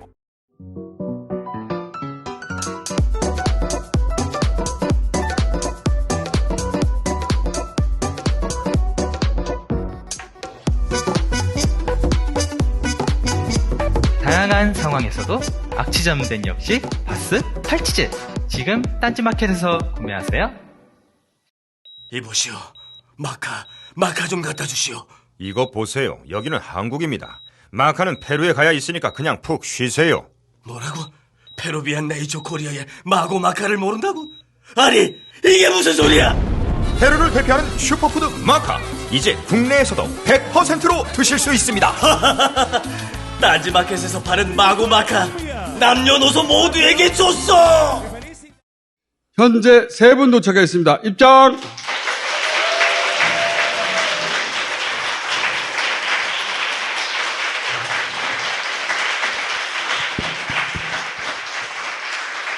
나는 소금을 이렇게 많은 분들이 찾고 있는지 몰랐어요. 사재기 카르텔이 의심됩니다. 하도 소금 사재기 얘기가 나오길래 그렇게 불안하시면 이런 소금도 있습니다. 2억 년 전에 지각 변동으로 갇힌 바다, 그 바다에서 정제해서 다시 끌어올린 소금. 인간이 등장하기 전에 소금. 사실 궁금해서라도 사신 분들도 계실 것 같아요. 공룡이 해수욕했던 그 물에서 나온 소금. 진짜로 딴지에서 앞장서고 있다는 얘기가 지금 이 시점에서 소금이 화폐의 느낌이 있다. 화폐의 느낌. 자기네들도 만들어서 팔면 되잖아. 후쿠시마 앞바다 말려서 만든 소금. 떼끼. 팔면 될 거 아니야. 왜? 궁금하시죠? 피라미드 결정이 보이나 안 보이나 굉장히 많은 분들이 시험하고 계시다는 얘기가 들리고 있어요. 뭔가 역사가 내 안으로 들어오는 느낌. 2억 년 전에 만들어진 피라미드 모양 결정의 이 소금. 담백한 맛인데 마그네슘이 많이 들어있는 소금이어가지고 티라노사우루스의 발바닥 느낌이 좀 나면서 입안에서 쥐라기 공원이 펼쳐지는 것 같은. 삶은 계란은 소금이 중요합니다. 뒷맛이 훨씬 좋아요. 훨씬 깔끔하고 실제로 달아요. 뒷맛이. 단백질하고 어우러졌을 때 그 맛이 살아나요. 붉은 소금인데 맛소금보다 훨씬 낫습니다. 그리고 뒷맛은 훨씬 깔끔해요. 맛있는 소금은 뒷맛이 달다는 얘기를 내가 예전에 듣긴 했는데 실제로 먹고 달다는 느낌 처음 받았어요. 가스라이팅을 당하는 건가? 진짜 뒷맛이 약간 단 것 같기도 하고. 아니, 콩국수 좋아하시는 분들은 아실 거예요. 콩국수 맛맛을 느끼려면 설탕이 아니라 소금을 넣어서 맞아. 먹잖아요. 검증된 얘기야. 우리 팥빙수에도 이제 소금을 좀 소금 빙수 저는 좋아하거든요. 쓰시면 소금 빙수가 있어요? 소금 빙수 있어요. 소금을 내가 집어먹고 있어. 달아가지고. 뒷맛이. 고기만 먹는 총수가 저 정도면 확실한 겁니다. 이거 지금 언제 그 품절될지 모릅니다. 아니 이거 원래 사기도 힘드시기 때문에 2, 3년 전부터 마켓에 있었어요. 아무도 안 샀어요. 많이들 사고 계시니까 지금 사다 드시면 좋을 것 같아요. 한참 많이 먹었던 게 히말라야 핑크솔트 많이들 드셨잖아요. 저도 핑크솔트를 뭐 집에서도 먹고 써봤는데 이쪽이 더 나은 것 같아요. 이게 핑크솔트인지 분홍색 물을 입힌 건지 솔직히 요즘 신뢰가 안 가. 네, 2억 년 전에 아주 그 오염되지 않은 물임에도 불구하고 15일이나 더 정제를 시켜서 만든 소금이기 때문에 그 깨끗함 하나는 정말 보장되어 있는 소금입니다. 소금을 팔 줄이야. 2억 년 전이면 백악기입니다. 백악기. 아니 트라이아스기. 이것도 슈퍼에 팔진 않아요. 그냥 이런 것도 있네. 그때 우리가 계약을 했는데 몇 년 지나서 이게 이렇게 될 줄 어떻게 알았겠어. 사재기를 해놨더니 몇 년 지나서 잘 팔리고 있다는 얘기. 갑자기 소금을 찾아 헤매기 시작한 거지 사람들이. 그러다가 공룡시대 소금이 있어? 대표님 이거 가격 올리실 거예요? 이럴 때 가격 안 올립니다. 네. 야. 딱 들어오네.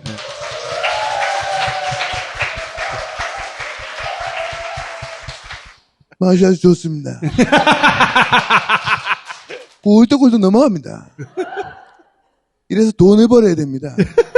그래요. 그래요. 자, 새로 나온 영화 있습니까?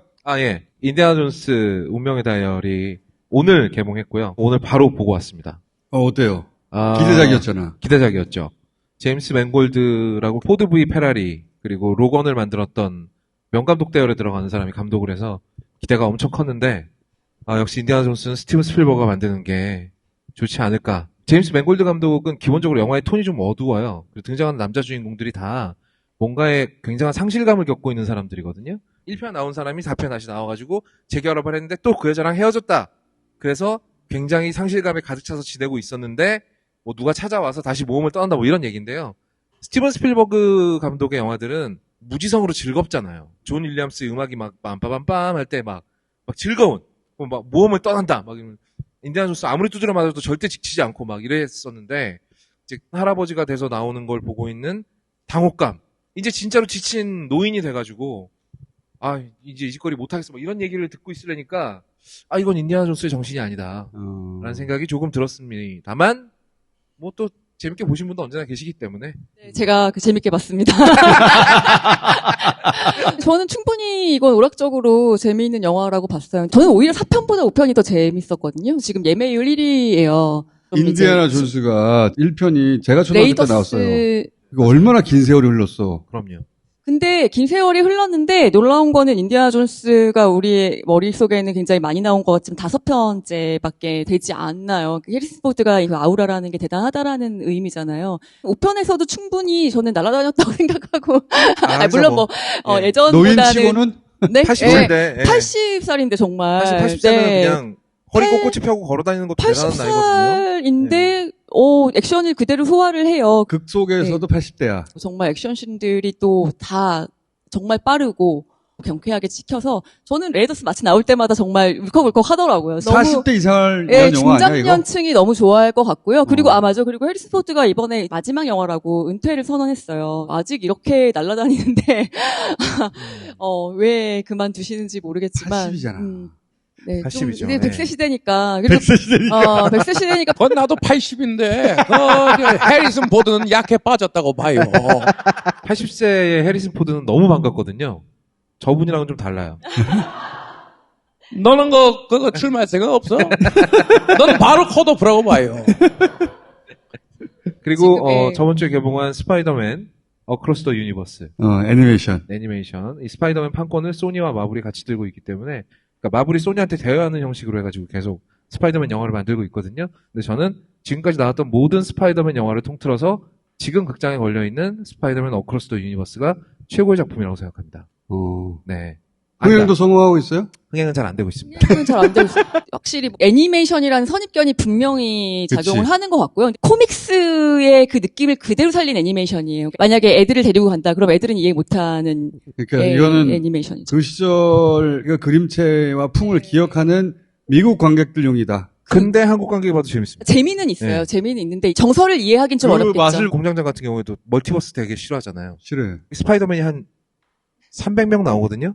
실제로 보면은 전혀 복잡하지 않고 굉장히 재밌는데 이렇게 말씀을 드려도 안 보시기 때문에 스파이더맨은 평론가들은 극찬하나 흥행은 안 되고 있다. 또 뭐가 있습니까? 엑스트로이드 시티라고 해서 그랜드 부다페스트 호텔을 만든 웨스 앤더슨 감독의 신작이 그랜드 부다페스트 호텔이 파스텔톤이라든가 연기 연출이라든가 이런 것들이 굉장히 독특하기 때문에 인기가 있었지만 프렌치 디스패치도 그렇고 이제 요번 작품도 더 작가주의적으로 가더라고요. 내용이 뭐야? 어떤 그 서부에 그 마을이 하나 있어요. 거기에 이제 다양한 종류의 사람들이 모입니다. 근데 거기에 외계인이 나타나요. 난리가 났죠. 비리에 붙여야 된다 막 해가지고 막 정부 사람들 오고 뭐 이제 그런 어떤 난리통을 그린 작품인데 무슨 얘기야 이게 대체? 그러니까 이게 진짜. 난다긴다는 배우들이 난다긴다는 네, 서로 출연하려고 난리는 치는 감독의 영화예요. 그러니까 어느 마을에 운석이 떨어져서 관광지가 됐는데 갑자기 외계인 나타나고. 잠깐 등장했다가 빠지고 봉쇄된 거죠. 이제 국정원 같은 데서 와가지고 이제 보시면 톰 행크스, 에드리언 브로디, 스칼렛 요한슨, 에드워드 노튼, 틸다 스윈튼, 마고 로비, 스티브 카렐, 빌 머레이까지 나오고요. 다 원탑 배우 주연 배우들이 다 참여를 했어요. 그런데 영화가 어떠냐고. 그런데 네. 영화는 이해하기가 힘들어요. 이제 형식적인 실험 같은 것들도 있고요. 이제 연극이랑 그리고 영화적인 형식을 섞어가지고 계속 써요. 재미없겠다. 네. 예술 영화로 하나 제가 꼭 추천을 해야 될 게 있어요. 예술 영화 얘기 나온 김에. 한 2019년대에 나온 영화긴 한데 라스 폰 트리에 감독이 만든 살인마 제이의 집이라는 영화가 살인마 제이의 집. 라스 폰 트리에 감독은 워낙 호불호가 갈리는 감독이긴 한데 가장 몰입해서 봤어요. 진짜 숨도 쉬기 어려울 만큼 어떤 몰입해서 내용이에요? 봤어요. 연쇄살인범이 지옥으로 끌려가면서 자기가 저질렀던 살인 하나하나를 얘기를 하고 그에 관해서 자기를 안내하는 사람과 그 토론을 하는 거예요. 누가 와서 네. 이 연쇄살인범을 지옥으로 끌고 가려고 하는데 그 과정에서 토론이 벌어진다고요? 저승길이 멀잖아요. 인간의 본성에 관한 얘기도 하고 너는 왜 그런 짓을 했냐 해가지고 나름의 토론을 하는데 되게 재미없을 것 같은데 아니요. 무지하게 재밌어요. 수위가 일단 너무 높아요. 제가 2019년에 이 영화 처음 들어왔을 때 수입사에서 저한테 영상을 만들어 달라 그래서 예고편 영상을 만들었는데 지금 양 변호사가 너무 평온하게 얘기를 했지만 온갖 살인 장면이 다 들어있으니까 모두에게 권할 수 있는 영화는 아니고요. 저는 견딜 수 있는 부분만 보시라고 말씀을 그건 드리고 동의할게요. 싶어요. 네. 좀 힘들어요. 엄청 힘든 영화예요. 근데 한 가지 덧붙이자면 감히 어느 예술가가 어느 감독이 21세기에 스스로를 단테에 비교할 수 있느냐. 그 정도의 오만함을 가진 영화예요. 감독이 자기를 단테에 비교해요. 21세기의 단테다. 무서운 거 싫어하는 분은 아예 가지 마시고. 첫 번째로 살해당한 영화자가 우마 서먼입니다. 아무튼 저는 추천하겠습니다. 그래도. 네. 저도 추천은 합니다. 신장식 변호사 자기가 말할 영화 지금 생각하고 있는 거죠 지금. 양지열 변호사님이 과격한 거, 사람 때리고, 뭐, 이런 운동도 그런 거 좋아하고, 영화도. 이 형은 주로 기본적으로 이제 그런 사람이 한 쪽이야. 20명 죽어야 영화를 봐요. 아니야, 나 애니메이션도 얼마나 좋아하는데. 글쎄, 그게 굉장히 취향이. 그러니까. 일반적이진 않아. 본인이 굉장히 일반적이라고. 생기신 분이. 온갖 사람 때리는 건 다 연마하는. 본인이 직접 해, 또. 어떤 억눌린 게 있는 것 같아요. 그렇죠. 네. 평범한 거를 별로 안 좋아할 뿐이에요. 어른들을 위한 동화 하나 추천을 해드릴까요? 난 뭐가 돼, 그럼? 아니, 그것도 웃기잖아. 50대가 혼자 술 마시면서 어른들을 위한 동화. 아이, 너무 재밌어. 문라이즈 킹덤이라는. 그게 바로 웨스 앤더슨 감독의 예전 작품이에요. 그 양반 신작 얘기를 방금 했거든요. 와, 네. 안 짰어요. 2012년에 나온 영화인데요. 일단 출연진이 굉장히 화려합니다. 치매 걸리기 전에 브루스 윌리스도 나오고요. 에드워드 노튼 나오고요. 틸다 스윈튼. 사실은 저는 틸다 스윈튼 쫓아가다가 이 영화를 보게 된 건데, 여기 첫 장면도 그림인지 인형집인지 같은 데서 사람이 살기 시작하고 그 안에 있는 사람들도 마치 인형이 움직이는 것 같은 그런 느낌이 나요. 13살 소녀의 사랑 이야기입니다. 끝까지 막 밀어붙여요. 웨스 앤더슨 감독이 첫사랑을 느꼈을 때 이렇게 해보고 싶었어 라고 생각하는 거를 영화로 그냥 표현을 한 것 같아. 굉장히 재밌다. 브루스 윌리스, 에드워드 노튼, 틸다 스윈튼을 보는 것만으로도 이 영화는 충분히 워낙 연기 잘하는 사람들이잖아요. 재밌다. 문라이즈 킹덤. 어른들을 위한 동화? 참고로 브루스 윌리스는 요즘에 거의 집안에서만 생활을 하고 있다고 합니다. 자기가 모아놓은 그 장난감들 이런 거 손에 쥐어주면 되게 좋아한대요. 네. 치매에 걸리셔가지고. 네네네. 그 최근 몇 년에 이상한 영화에 되게 많이 출연을 했는데 그게 본인이 뭐 하는지도 잘 모르고 그냥 세워놨던 나쁜 놈들이죠. 제작자들이. 이미 치매가 진행되고 있는데 그 사람 얼굴이 필요해가지고 거기 세워놨던 거예요? 그런 영화들에 막 출연을 했었어요. 줄잠 한 20편 정도 찍었어요. 이상한 영화에 많이 나왔잖아. 독립궁해가지고 이런 영화에 나오나 싶었는데 그게 아니었네. 매니지먼트사가 돈이 돈 다 빼갖고 해서. 막상 브루스 윌리스는 자기가 무슨 영화 찍고 있는지 전혀 몰랐고요. 전 부인과 현 부인이 같이 케어를 하고 있는. 그래서 혼자 지금 찌그러져가지고 막 그게 아니라 전 부인과 현 부인이 케어를 갖고 있다. 미션 임파서블 오늘 시사회를 했어요. 최초 시사회를. 근데 말하지 말래요. 그래서 미션 임파서블도 그렇고 인디애나 존스도 그렇고 리저렉션인가? 그 매트릭스 쭉 보면서 50대 액션과 60대 액션과 80대 액션을 우리가 보고 있구나. 그러니까 톰 크루즈 60대. 근데 나는 그 얘기하니까 생각나는 건데 최근 들어서 무슨 생각을 하냐면 그 사람들이 전설이 되어가는 과정이 있잖아요. 그 출발도 있고. 그러면 지금쯤 그런 사람들처럼 5편, 6편 나갈 그런 새로운 신인들이 막 등장하고 있어야 하잖아. 그런 사람이 안 보여. 그게 제일 아쉽다는 거예요. 나중에 50대, 60대, 80대가 돼서도 그런 영화를 찍을 수 있는 주목할 만한 배우가 그러니까 누가 있을까 잘 모르겠더라고. 해리슨 포드의 젊은 버전이 지금 등장하고 있어야 되는 거잖아. 그러니까. 늙은이들이 자리를 안 내놓고 있는 것도 있고. 티모시 샬라메 정도는 그래도 너무 가늘어. 남자들이 티모시 샬라메를 볼 때 느끼는 감정은 뭐 저런 게 다 있나 싶어가지고 너무 곱상하게 생겼잖아요. 키도 크고 연기도 잘하고 재수 없잖아요. 네. 본인 얘기하지 마요, 굳이. 소금 먹는다. 갑자기 신장식 변호사. 뒤에 단맛이 올라온다니까. 진짜. 그게 단맛다. 아니 그렇고 공통적으로 하는 얘기가 단맛이 올라와. 아니 진짜예요. 고기를 구워 먹을 때 이게 굵은 소금 하잖아요. 근데 그게 실제로 고기가 이렇게 딱 쪼여준대요. 그래서 더 쫄깃쫄깃한 맛이 고기의 식감이 상승한다. 혼자 저렇게 많이 하는 거야. 이렇게 드시면 됩니다. 근데 이거 계란 누가 삶았어요? 진짜 잘 삶았네. 주방장이 그 계란 삶는 선수입니다. 이거 팔아. 계란만 좀 팔아. 자, 오늘은 수능 얘기로 마무리합시다. 이 윤석열 정권이 국정을 운영하는 방식, 그 방식이 고스란히 여기 다 담겨 있다. 대통령이 등장해서 뭔가 구체적인 지시를 하잖아요. 그 다음에 무슨 일이 벌어지냐? 감찰, 감사, 수사가 이루어지고, 그리고 범인이 등장하고, 영장이 청구되고, 그리고 그걸 해결한 사람이 되고, 특수부가 기획수사하는 방식으로 국정 운영을 해요. 대통령이 갑자기 구체적으로 지시하잖아. 모의고사가 어렵다. 비무당. 그러니까 대통령이 모의고사가 어렵다 한 것은 우리 건국일이 처음 있는 일이야. 그 다음에 핵심 단어를 사용해요. 결탁했다. 진짜 이상한 점프거든요, 이게. 카르텔이 있다. 이권 카르텔. 이권 카르텔. 결탁했다. 이러저러한 문제는 내지 마라. 교과서에서만 내라.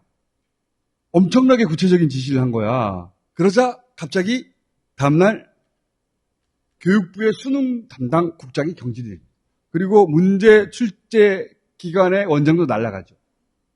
그리고 감찰이 시작돼요. 이게 기본 패턴이거든요. 그리고 오늘 그 세무조사가 들어갔어요. 학원에 메가스터디에 대형 학원 세무조사 들어갔어요. 애초에 계획은 이렇게 했던 것 같아. 수능이 어렵다? 왜? 교육계가 학원가와 결탁을 했기 때문에. 왜?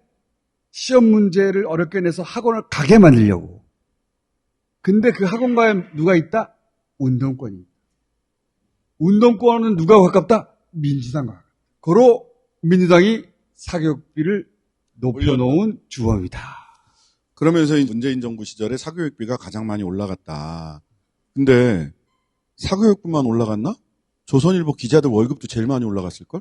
여러분들 소득도 문재인 정부 때 제일 많이 올라갔어요. 그리고 예전에는 애들이 몇 명이 있었지만 지금은 한 명 아니면 두 명이잖아요. 1인당 사교육비가 몰빵을 하잖아. 1인당 사교육비가 올라갈 수밖에 없지. 그래서 우리 각하께서 등장하여 사교육비를 끌어올려 놓은 민정을 때려잡고 사교육부를 다시 낮춰주겠다. 박수! 이거 하려고 그랬던 거예요. 전적으로 총수 의견에 공감을 하면서 검찰 내지 법조계에서 보이는 양태를 너무 잘 보이고 있거든요. 특수 검사식 사고방식은 뭔가 사회에 문제가 있어.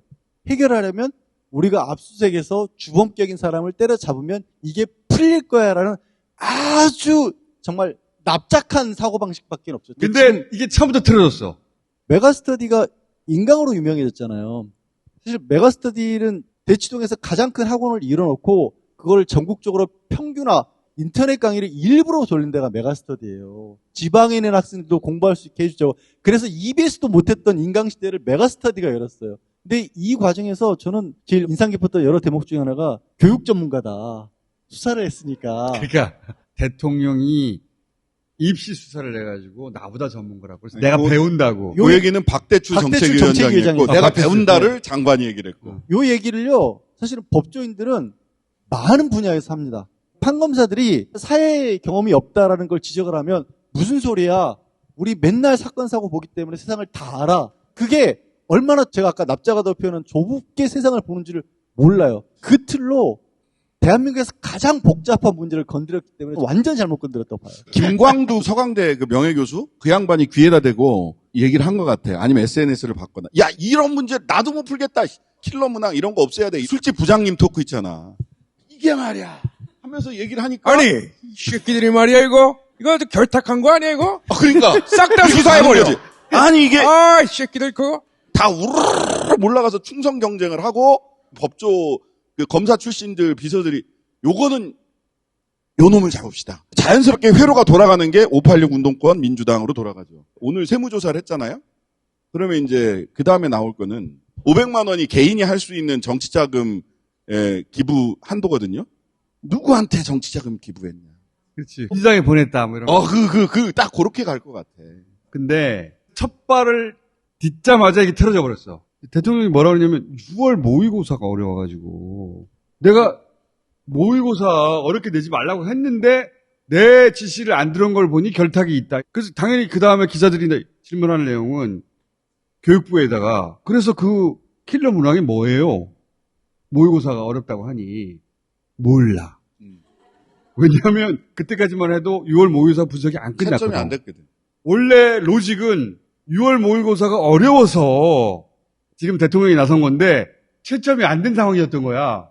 그러니까 거짓말인 거야. 6월 모의고사 때문에 시작했다는 것은. 그러나 결과가 나왔다? 대통령이 이제 국어가 교과서 2에 나오니 어쩌고저쩌고. 그래서 국어에서 킬러 문항이라고 딱 내놨어. 교육부가 뽑아나온 게 보니까 36%가 정답을 맞췄어. 킬러가 아니야. 킬러 때문에 난리라고 했는데 킬러가 없어. 오지선다잖아요. 찍어도 20%잖아. 그러니까. 지난해 수능보다 육모에서 만점률이 4배래요, 4배. 6월 모의고사 쉽게 나왔던 그러니까 거예요. 작년 육모랑 비교하면 30배예요. 작년 육모 만점 59명이었거든. 올해 1492명. 그러니까 이게 어렵다고 시작한 일인데 어렵지도 않을 뿐만 아니라 킬러라고 내놨는데 킬러가 아닌 거야. 그러니까 이제 교육위에서 교육부 장관한테 이주호한테 그래서 처음에 대통령이 언제 지시를 했냐. 왜냐면 대통령이 쉽게 내라고 그랬는데 어렵게 내서 국장을 날렸단 말이야. 근데 보니까 안 어렵잖아. 대통령이 언제 지시했냐 물어봤더니 3월에 했다는 거야. 그럼 대통령 지시했다고 하는 근거를 그러면 보여달라. 왜냐면은 대통령은 국정을 운영하는 거예요. 지시를 하면 공무원사의 명령이 떨어진 거예요. 법적인 효력을 가져요. 그래서 문건으로 작성이 돼요. 대통령실에도 문건을 만들어요. 지시를 받은 부처에서도 이행 체크를 하기 위한 문건을 만들어요. 그게 대통령 기록물로 남는 거예요. 그래서 그 문건을 내봐라. 없어. 구두로 해서 기록이 남지 않았다. 구두로 했어. 구두로 하지 그럼 귓속말로 하나 씨발. 구두로 지시하는 거야 원래. 안문문을 써놔? 이 구두 아니었을까? 저거 나올까봐 참 걱정을 했는데 이조 장관이 엊그제 국회 나와서 한 얘기 중에 와 정말 또 골 때렸던 게 뭐냐면 아까 얘기했다시피 국어 만점자 작년 6모 59명 올해 1492명 너무 쉽게 나왔어. 이게 어렵다는 결과가 나왔어야 되는데 이게 어려운 거냐 대통령 지시사항이 도대체 뭐냐 했더니 이조 장관이 정말 개드립을 칩니다. 대통령 지시사항은 난이도의 문제가 아니라 공정성에 대한 문제였다. 그게 무슨 이게 말이야? 무슨 뜻인지 난 이게 킬러 문항이라고 생각을 해. 이거 풀 수 있는 사람. 이게 무슨 뜻인지 해석할 수 있는 사람. 이 전체가 다 개구란 거야. 대통령이 3월 달에 수능을 쉽게 내야 된다. 여러 차례 지시했다는 거야. 그것도 거짓말이고. 수능이 6월 달에 어렵게 나왔기 때문에 이 일을 시작했다는 것도 거짓말이고. 그리고 지시를 했다는 것도 거짓말이고 모든 게 다 거짓말인 거예요. 그런데 왜 이게 시작됐느냐? 아는 척 부장님 토크. 요걸로 때려잡을 수 있습니다. 그러면 인기 올라갑니다. 사교육비 줄인다고 하면 인기 올라갑니다. 그러면서 민주당 조질 수 있습니다. 근데 저는 이 상황들을 보면서 한편으로는 좀 안도를 하게 되고 한편으로는 좀 걱정을 한 게 있는데 지금 평가원장 담당국장 다 날아갔잖아요. 예를 들어 전두환, 노태우 이런 사람들은 군사정권이었지만 행정부, 재계, 언론계 장악력이 굉장히 뛰어났죠. 전두환 찾아오면 그냥 인사만 하고 1,000만 원, 2,000만 원씩 지워줬다. 그러니까 전두환은 충성을 하는 사람들이 되게 많았잖아요, 주변에. 이런 일이 계속해서 반복되고 있으면 밑에서 누가 따라줄까? 공무원들 안 움직여요. 안 움직이지. 다른 공무원들은 멈췄어 이미 사실. 네, 지난해부터도 그런 얘기가 나오는데 이걸 딱 보고 누구도 안 맞겠다. 수능 출제하러 들어가는 대학 교수들은 진짜 때려치우고 싶겠다. 어떤 공포를 느끼느냐? 문제 잘못했다는 압수수색 당하는 거 아닐까? 대한민국 전체를 그걸로는 못 골라가요. 따라주는 사람들이 있어야 돼요. 그런 장악력이 떨어졌다는 걸 아니까 대통령 비서들 차관들을 한 10개 붙여 보낸다는 거잖아요. 대통령 다이렉트로 책임 장관 이런 거 필요 없고 그리고 장관은 이제 사라지는 겁니다. 근데 이거를 하는 데가 있어요. 북한입니다. 팩트만 말씀드리는 거예요. 북한은 부부장 넘어간다. 부부장의 나라라고 얘기를 해요. 나는 동의하지 않아. 아니 이건 사실의 진술입니다. 김정일 때부터 쭉 내려온 그 국가의 그 관료 조직을 운영하는 방식이에요. 그러니까 직접 장악 방식이지 그게. 예, 부장보다 장관보다 차관이 중요한 나라라는 거죠. 벤치마킹을. 진짜 굉장히 실용적이신 분이다. 가치 중심으로 국가를 운영하기보다는 실용과 국익을 중심으로 해서 운영하는 태도로 바뀌어가고 있다. 북한에 2번이나 다녀오셨다고. 정식으로 정당 교류 뭐 이렇게 해서 갔다 왔어요. 네. 저는 걱정이 되는 게 정답률이 36%인 문제가 킬러 문항이라서 두드려 맞으면 문제를 내시는 분들은 그러면 한 50%가 정답을 50%면 OX잖아. OX잖아. 진로를 놨는데 갈 수 있는 길이 누군가 수사하는 것밖에 안 남았어요. 그래서 학원 수사하는 거예요. 세무조사하고. 그 다음에 일타 강사들 좀 때려잡고 그러면서 흐지부지 될 거예요. 그 다음에 어디까지 갔냐면 EBS 연계된 문항이 과거에는 70%까지 연계 문항을 냈다가 지금은 간접 연계로 50%까지 내고 있다. 그랬더니 이조 장관이 어젠가 EBS도 너무 어려운 문제를 내고 있다. 그러면 EBS랑 결탁한 거야? 사교육 업체들은? EBS 이사장님이 유시춘 이사장이잖아요. 유시민 장관 누나. 그럼 이제 EBS 어떻게 운영할 거냐라는 문제에 봉착해요. 저는 TBS를 보면 된다고 봐요. TBS 쫓겨난 사람 2명이나 있네. TBS 다 쫓아내고 나가지고 민영화한다. 팔아버린다는 얘기를 하고 있어요. 절대로 공장장이 돌아올 수 없게 제도적 보안 장치를 만들고 팔아버리겠다. 그다음에 관련자들을 성의 있는 조치를 해라. PD들 자르라는 얘기예요. 민영화 시키려고 하는 것 같아. EBS도 누군가 그걸 사고 싶은 거야. 왜냐하면 엄청난 장사거든. 그게 초대형 학원이 됩니다. 거기서 시험이 50%가 연계돼서 나오는데 어떻게 안 보냐. 그게 만약에 민영화돼서 생각해봐요. 어마어마한 돈벌이지. KBS2도 민영화 하려고 하는 것 같아요. MBC는 나는 쪼개서 팔려고 하는 거야. 어떻게 이렇게 쪼개시나. 그래서 이동관이 돌아오는 것이다 라고 저는 봅니다. 그래서 다음 주부터 시작되는 청취율 조사에서 반드시 1등을 해야 되겠다. 자, 요 정도면 들어갈 때가 된 것 같다. 안녕. 네, 감사합니다.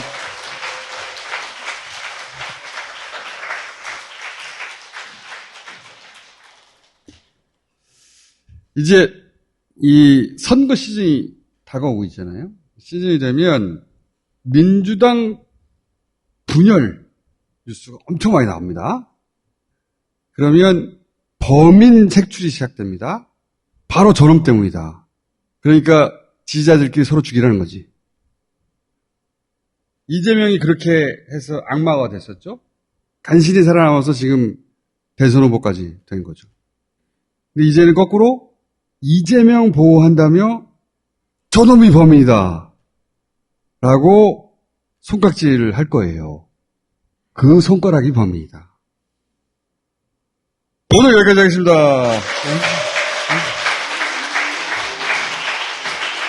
아이고.